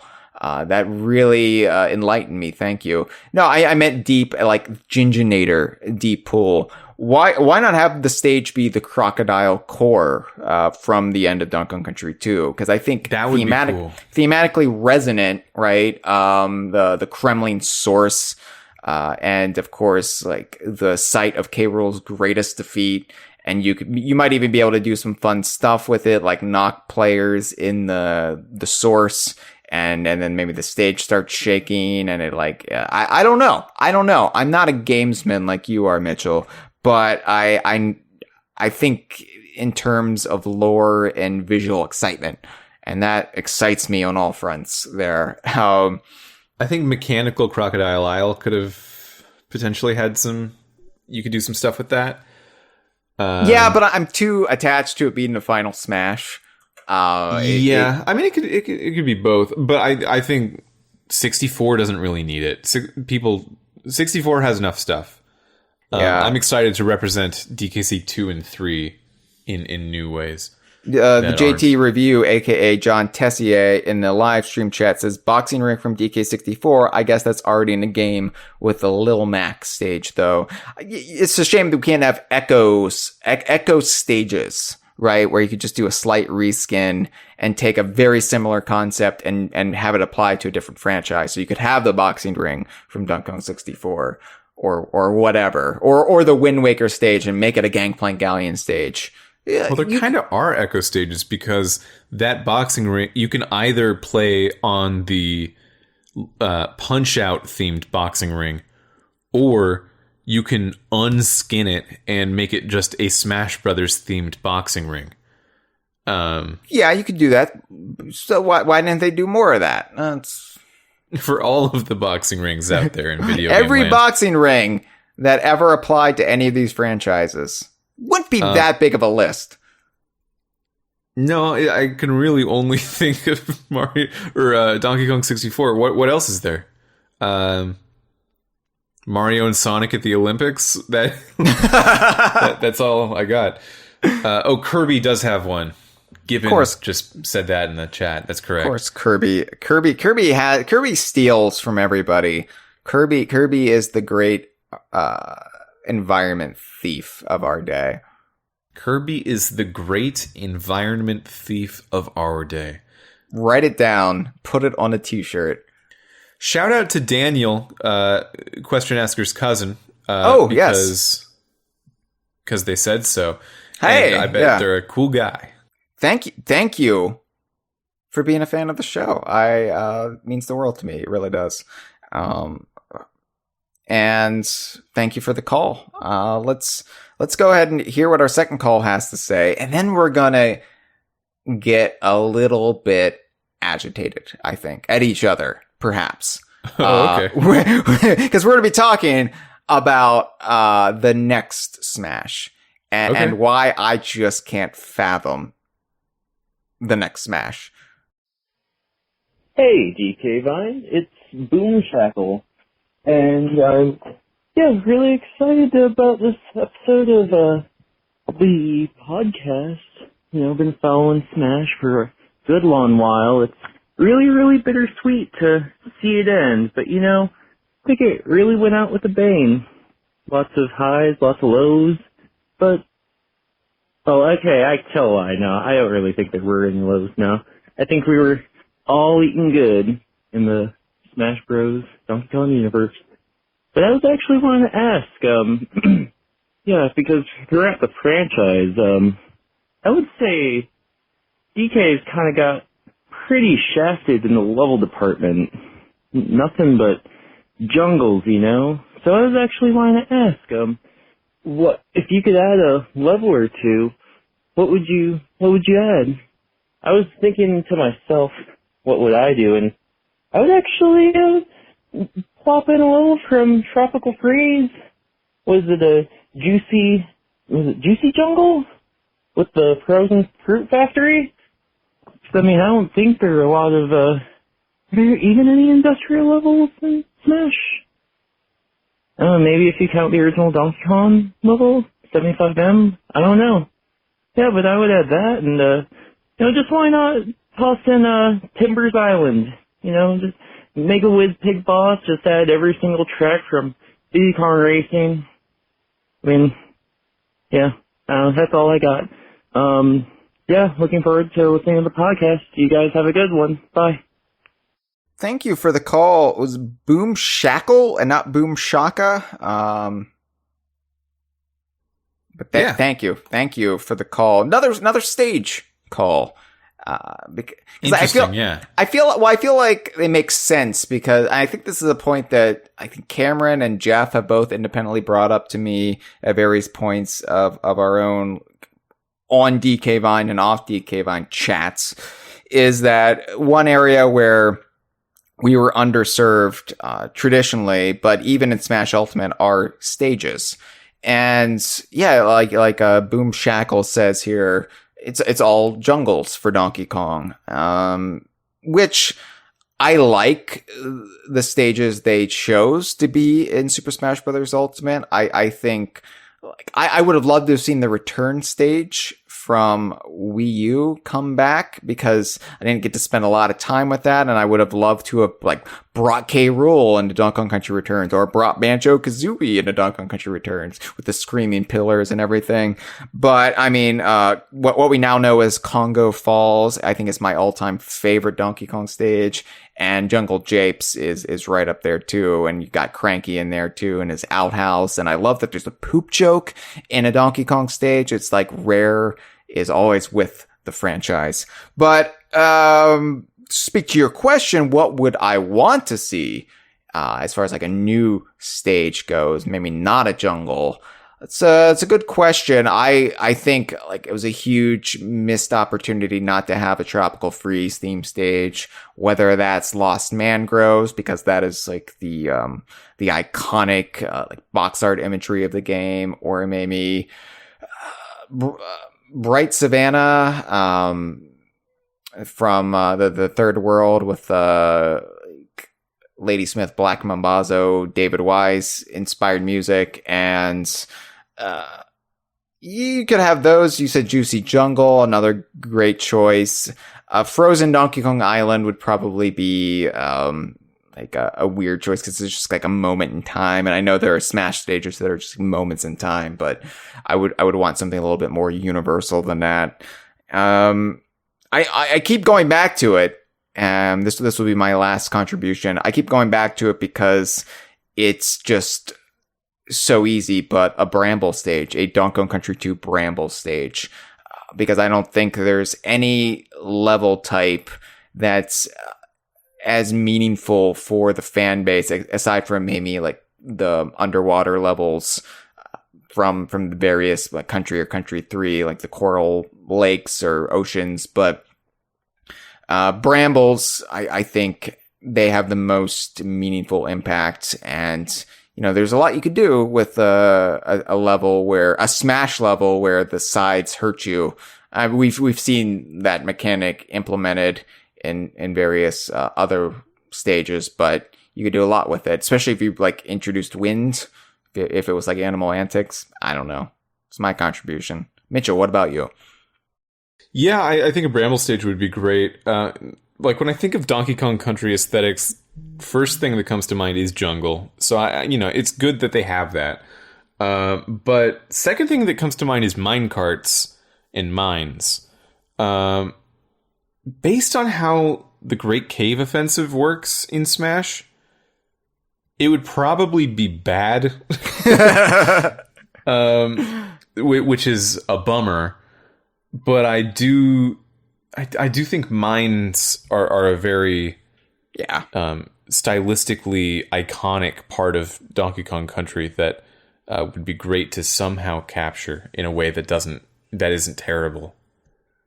Yeah, maybe don't have like make sure you're not fighting on the mine, or it could even be just like you're fighting on two mines, sort of like the F-Zero stage where you're fighting on the cars. I don't know, but there are ways you could probably do it where it wouldn't be a slog to play, or a stage that everybody avoids, or a stage you always play in Omega mode. But yeah, maybe it's like a stage that sort of wobbles back and forth that's on, and the whole stage is on the mine track, so it doesn't really feel like it doesn't feel like a roller coaster, because it's just the background that I don't know what to do. yeah.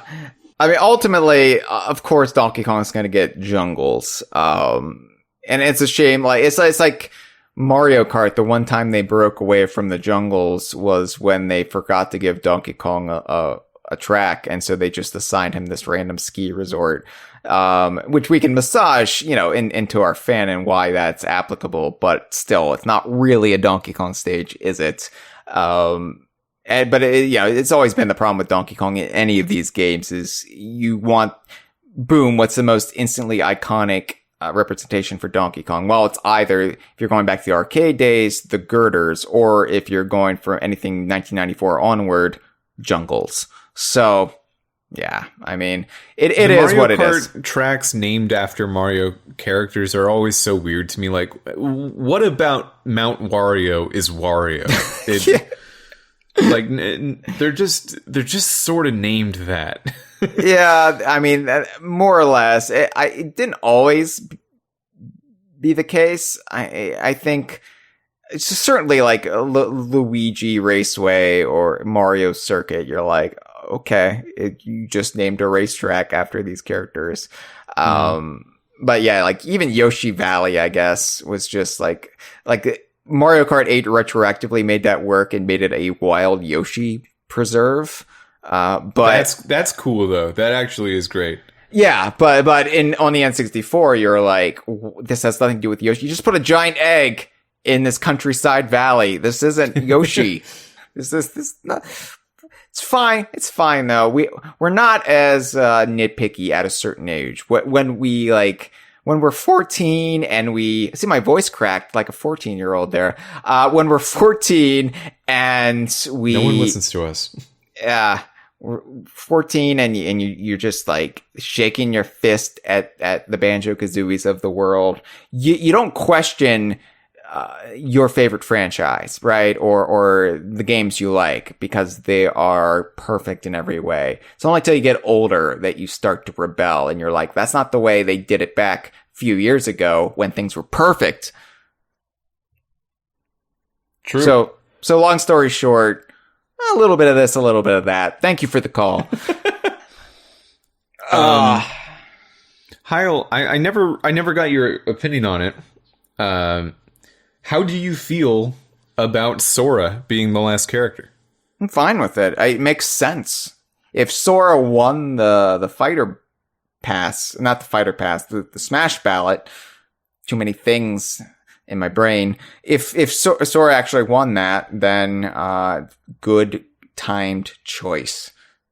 End it on the highest note you possibly can, and please as many people as possible. And you know, it's cool for Disney diehards.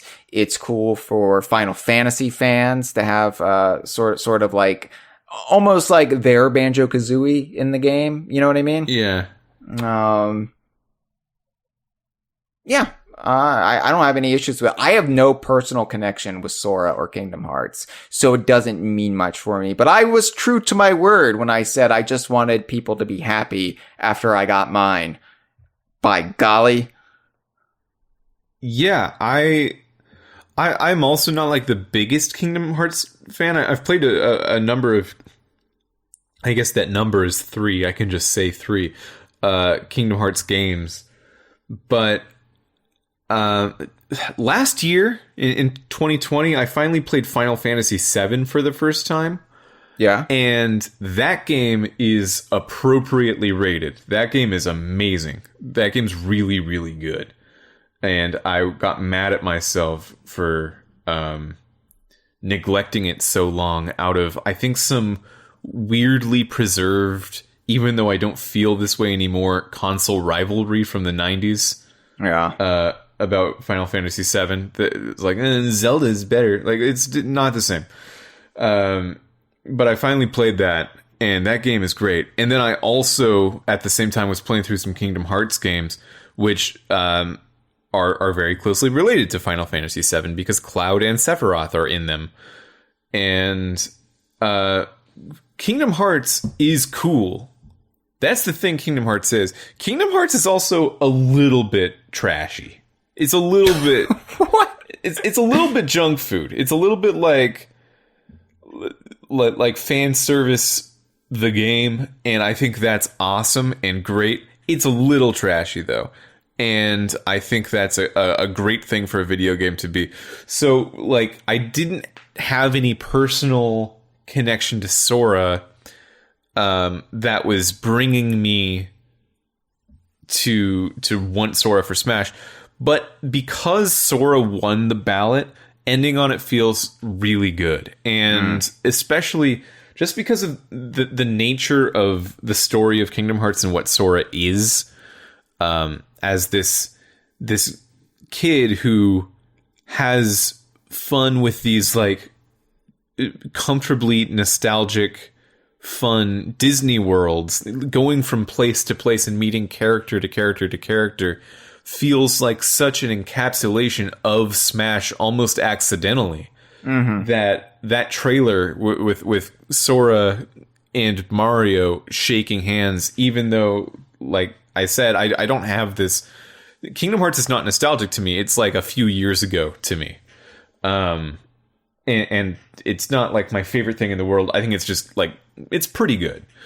That handshake still affected me on some level. I thought it was a really good reveal. And I think that as the last character, it very solid.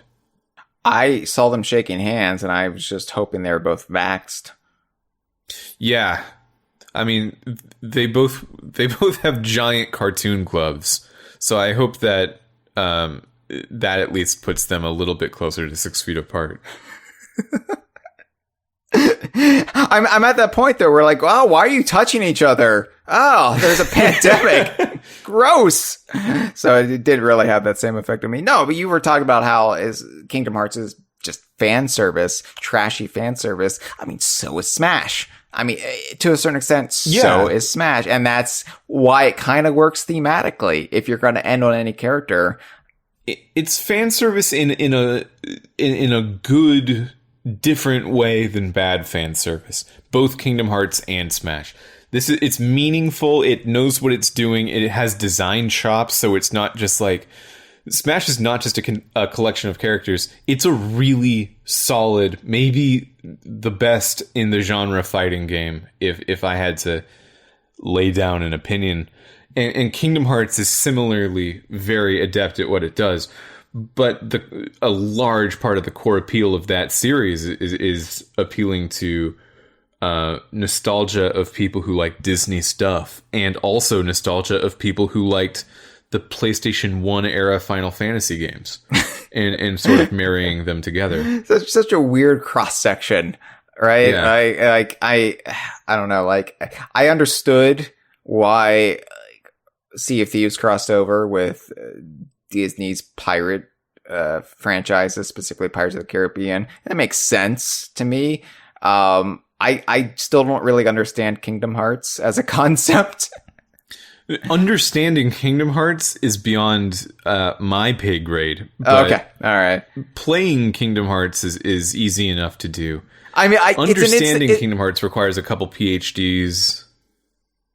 It's an institution, right? It's been around 20 years, but yeah, I don't get the genesis of it. Like, hey, what would be a fun thing to do? I know, crossing over Disney with this era of Final Fantasy. Well, the story goes, I don't know if you're savvy to the creation of Kingdom Hearts, how it got going. No. The story goes that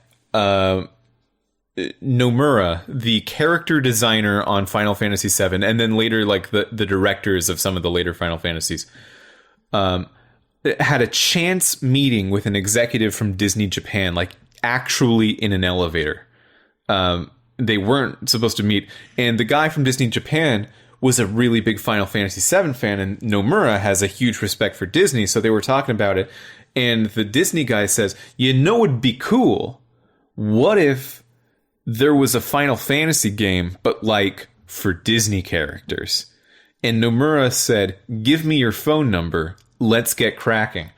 And they started designing what it would be Final Fantasy, the Disney game, and at first there wasn't going to be a like an original character section of the Kingdom Hearts story. Kingdom Hearts, the story of Kingdom Hearts is now where they are now in the franchise, mostly original characters to Kingdom Hearts doing things that are original concepts to Kingdom Hearts.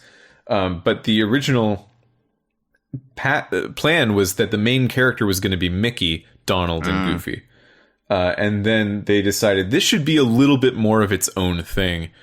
And they made the Mickey character into Sora, which is why Sora has Mickey's clothes. That's why he's got those giant yellow shoes.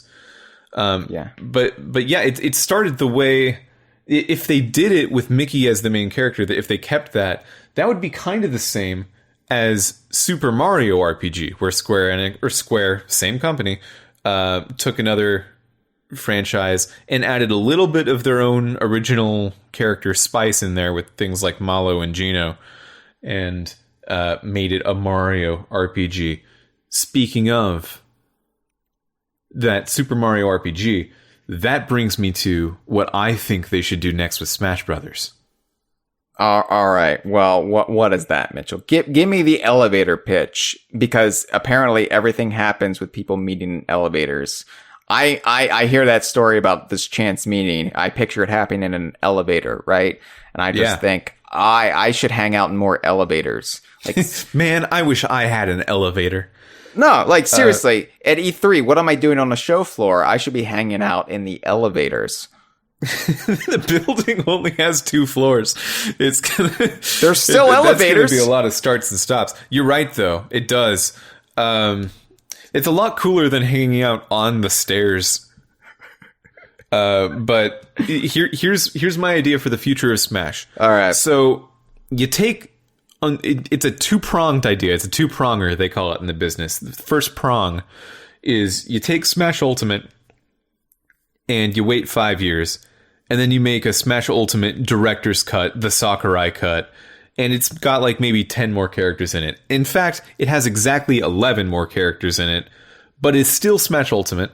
It has exactly 11 because that takes the character count up to 100. Oh. And I think that's a fun thing. That's the most fun number, pound for pound. Like, it's got 2 circles in it. You could either be comedic and go for 69, or you could just go for being impressive and go for 100. 69 would be funny, but if any of the characters I like get cut to bring us down to 69, I'll laugh less. No, that's a bad 69 right there. That's not nice. That's a poorly constructed 69. So that's the first prong, and that's basically just like if the next Nintendo console's 4K or something, it's like bringing the game up to 4K, but it's the same game. It's not a new Smash like new Smash normally happens. Okay. Is this a good point to interject? Sure, go ahead. That is the only way I think I would accept the next iteration of Smash, because here's my problem, Mitchell. Smash Ultimate is perfect for me. It hit every note. I don't want to regress. We had this chat way back in E3 past. I think maybe E3 2019. Maybe it even came up at E3 2018, where we were like, well, the next Smash, it's not going to have as many characters, right? They're not going to get everybody back for this. All the deals, all the contracts. Feels like a one-time only thing. And anywhere we go after this is going to feel like a step back. I don't know if I agree with past Hyle here, because I feel like Smash is such an institution, and Smash Ultimate has made it more of an institution, that I think anybody who played ball with Ultimate will just gladly sign on again for if there is a director's cut, a Sakurai cut, because I think, and I don't know how the contracts work, but I think that it means more to have your property in Smash than not having it in Smash. So why wouldn't you? I agree with that. I agree with that, and like leading up to the reveal of Smash Ultimate, I was getting ready for cuts, but I was thinking like, I think they're going to have most of the characters that don't have a reason to be cut. Like, I could see Snake still not coming back. I could see Cloud not coming back this time because that's hard to get. And I could see some of, like, if there's technical reasons for things like Ice Climbers or whatever, I get it. But everything that sort of could come back and isn't a clone of something else that's already representing it pretty well, like Toon Link versus Young Link or something, that'll all be there. And then it was actually everything. It's just amazing. Just really, really cool. You don't see that kind of stuff ever in video games. No. Just completely does the thing it's supposed to do. It's great. Are you ready for prong number 2 of the future of Smash Brothers? This is what makes me nervous. Yeah. Imagine this E3 trailer. You don't know what's coming, and then you see you're in a crypt. Imagine a crypt, Kyle. Some Just sort call me of tomb. Kyle? No, I said crypt. Imagine that you're in a crypt. I maybe called you Kyle a little bit, but I think that's why I said Kyle, because I said crypt earlier in the sentence. My bad. I know your name's Hyle. I would have also allowed, imagine you're in a hipped Hyle. Imagine you're in a hipped. Crypt. So you're in this crypt, right? In the trailer. And then, like, a stone door moves out of, like, a stone door enclosure thing pushes to the side. And who's pushing it? You don't see it first. But then he steps out of the shadows. It's Link. And you're thinking, wow, this is a Zelda game. But it's all CG cutscene. We don't know what the gameplay is yet. And then Link is slowly like walking through the room, maybe looking out for booby traps. And there on the other side of this room, there's this book on a pedestal. And he's going over to it, and he's like going really slowly. And you, the audience, are thinking, wow, this CG animated Link is taking 30 seconds to move across this very small room. This is boring. And then Donkey Kong comes through the door and has no patience for it and just like pushes Link to the side and goes and grabs the book. Uh-huh. And then coming in after Donkey Kong is Samus.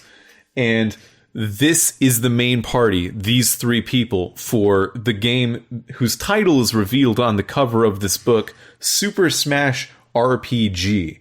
It's in the style of Kingdom Hearts in terms of gameplay and is developed by Square Enix. We see the characters go around. This is how you revitalize Super Smash Brothers when you can't really go harder, further in the same genre. You get a new genre. And throughout the game, throughout Super Smash Bros. RPG, we have little Subspace Emissary-esque moments between different characters. The playable party members, like the ones that you can apply to your party, I mean, it's definitely going to be way fewer than the fighting game because you're starting from ground zero again.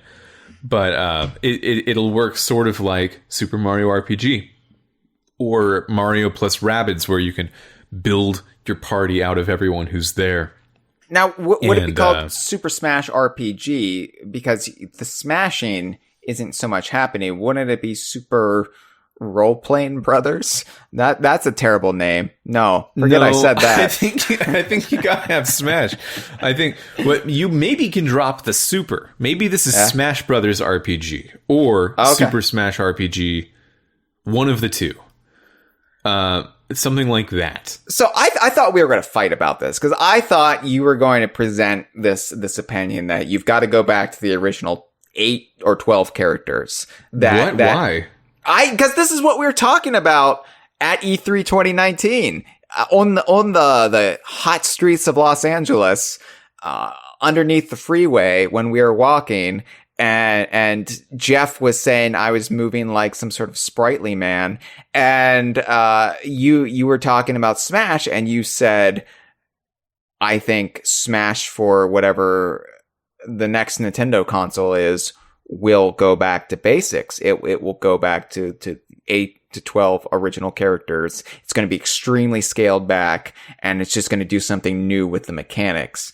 And I was like, I'm going to hate that, Mitchell. I'm going to hate that so much. But then you come to me with this new idea of just continuing Ultimate, but then having Smash go in a completely different direction. And I love it. I'm agreeing with you.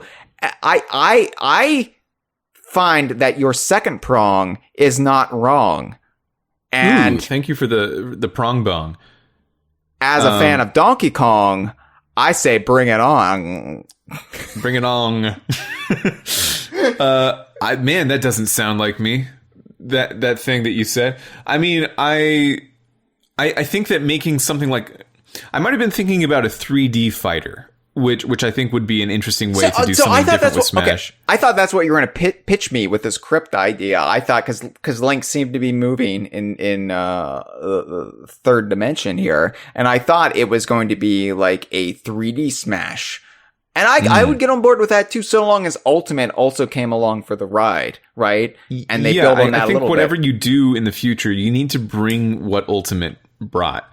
That said, if you do, well, something like in Super Smash Brothers or Super Smash RPG, the game I'm pitching, you still would only have like 8 to 12 characters that are available in the party, because that's a lot for an RPG. It's just not a lot for Smash.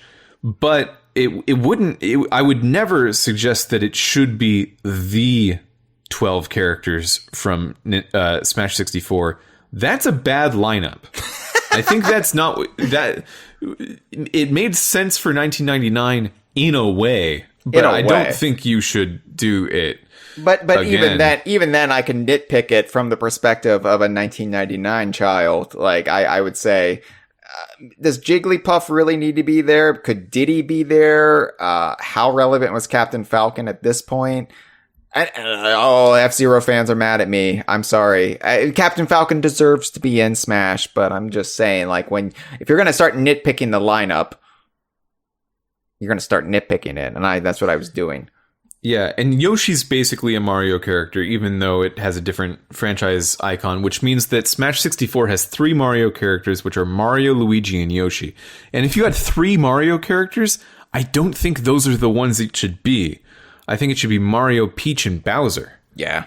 And so also, like, Fire Emblem's not represented, Splatoon's not represented, Animal Crossing's not represented. Animal Crossing is now one of Nintendo's, like, largest flagpole things, up with Mario and Pokemon and whatever.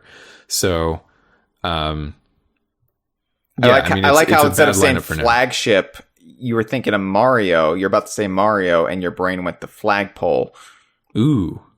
Did I say flagpole? You said flagpole because you were saying Mario, and your like your words, your mouth could not say flagship because it's that close to Mario. You're right. It's interesting. It's interesting the way the brain works, isn't it? Wow. Mario is flagpoles, huh? But yeah, I even I've thought about this Smash RPG thing a lot. I drafted out like a gameplay outline and who would be characters. I think Tom Nook's in the party, but not Villager or Isabelle. So some of the existing franchises are even getting new characters in this thing. And that would be exciting though too, because even though your party would be limited to maybe 12 people, you would still have plenty of opportunity for fan service along the way through the adventure, through the journey, meeting characters and situations and environments. Yeah. And I think it's key that, yes, Mario is a party member that you can recruit to your party at some point in the game. But Link, Donkey Kong, and Samus sort of form this, like, the main party, the starting party. They're the ones on the box art. They're the ones that are going to be sort of thought of as the main characters in this game. Sort of like how Kingdom Hearts doesn't use Mickey right off the bat. You don't think Kirby would be part of the main crowd? I think Kirby and Peach are like the next 2 characters to get in there. That you would find along the way, but maybe even Peach instead of Samus. I don't know, but that way you'd have like some Mario stuff at the beginning. Mm-hmm. But I think Donkey Kong as a tanky kind of character, Link as this technical proficient. Yeah, it's just what the stuff is. Don't worry about it. Anyway, I think that's what they should do. I don't need to detail the entire outline for Super Smash RPG on this podcast, but I think that's the move. Gibbon in the live stream chat suggested Super Smash Adventure as the name. Yeah. I'm in a weird place with the word adventure right now, mostly because of this Telltale podcast. My concept of what an adventure game is completely shot. Well, speaking of the Telltale podcast, you've got to get going because you're going to be doing that with Dustin here. So are there any parting words you would like to leave the Kongversation audience before you bid us, for now, adieu? Smash is good. The end of DLC might feel like the end of Smash Ultimate. But Melee and Brawl were in the conversation for so long without any kind of addition to that game after launch. And I really want Ultimate to be as well, because this game is just a good game, and it's really special. It does things that should be completely impossible, and it does it with a gentle hand that knows the cards it's dealing are fan service, but you still need to play a card game when you're dealing cards. Smash is great. Seeing K. Rool was amazing. Seeing Ridley was amazing. The Castlevania stuff in Smash is great. The Minecraft stuff in Smash is fantastic. Rectifying the shitty representation of Final Fantasy VII in all ways other than the character of Cloud with the stuff that they added with Sephiroth was awesome. The thematic reason for having Sora be the last character in the game is great. They, after some close calls with Incineroar being the final character revealed for the base game, and then Byleth being the final character revealed for the Fighters Pass Volume 1, I was nervous that the final character for Fighter Pass Volume 2 was similarly going to be bad. Or at least substandard. I don't hate Incineroar. It's just not exciting. And it wasn't, even for someone who's not necessarily like a diehard Kingdom Hearts fan. I think it was a wonderful reveal. And of course, this is all without the Banjo-Kazooie stuff. That made me really, really happy. You don't see a game like this come around more than like once every 20 years or so. At least not doing this exact kind of thing. So savor it. Play Super Smash Bros. Ultimate. Yeah. Be part of it when you can. Yeah, I think for me, Ultimate really finally met the lofty dreams and expectations I had playing Melee all those many nights so many years ago at this point, and I would think about where the franchise could grow and build from there. And as much as I am a Brawl apologist, Brawl wasn't what I had anticipated and dreamt of, and Super Smash Bros. 4, Nintendo 3DS, and Wii U definitely weren't. So it feels like the end of a journey. It feels like, oh my god, I mean, this is the ultimate Smash Brothers. It's in the name. They knew what they were doing. And I feel like I can't speak for the tournament crowd, but as far as my perspective of what Smash is, the way I'm a fan of it, I could not be happier with this. I could only be marginally happier with this. And I like, that's the kind of contentment I yearn for in every other aspect of my life. That's the way I want to feel on my deathbed, Mitchell. And if I never obtain it, if I never get there, at least this small sliver, this small, rather insignificant, meaningless aspect of my life, I will have achieved complete enlightenment and contentment, and I'm ready to die. This is a pretty good game. Pretty good game. This has been a File 2 production. Que rico.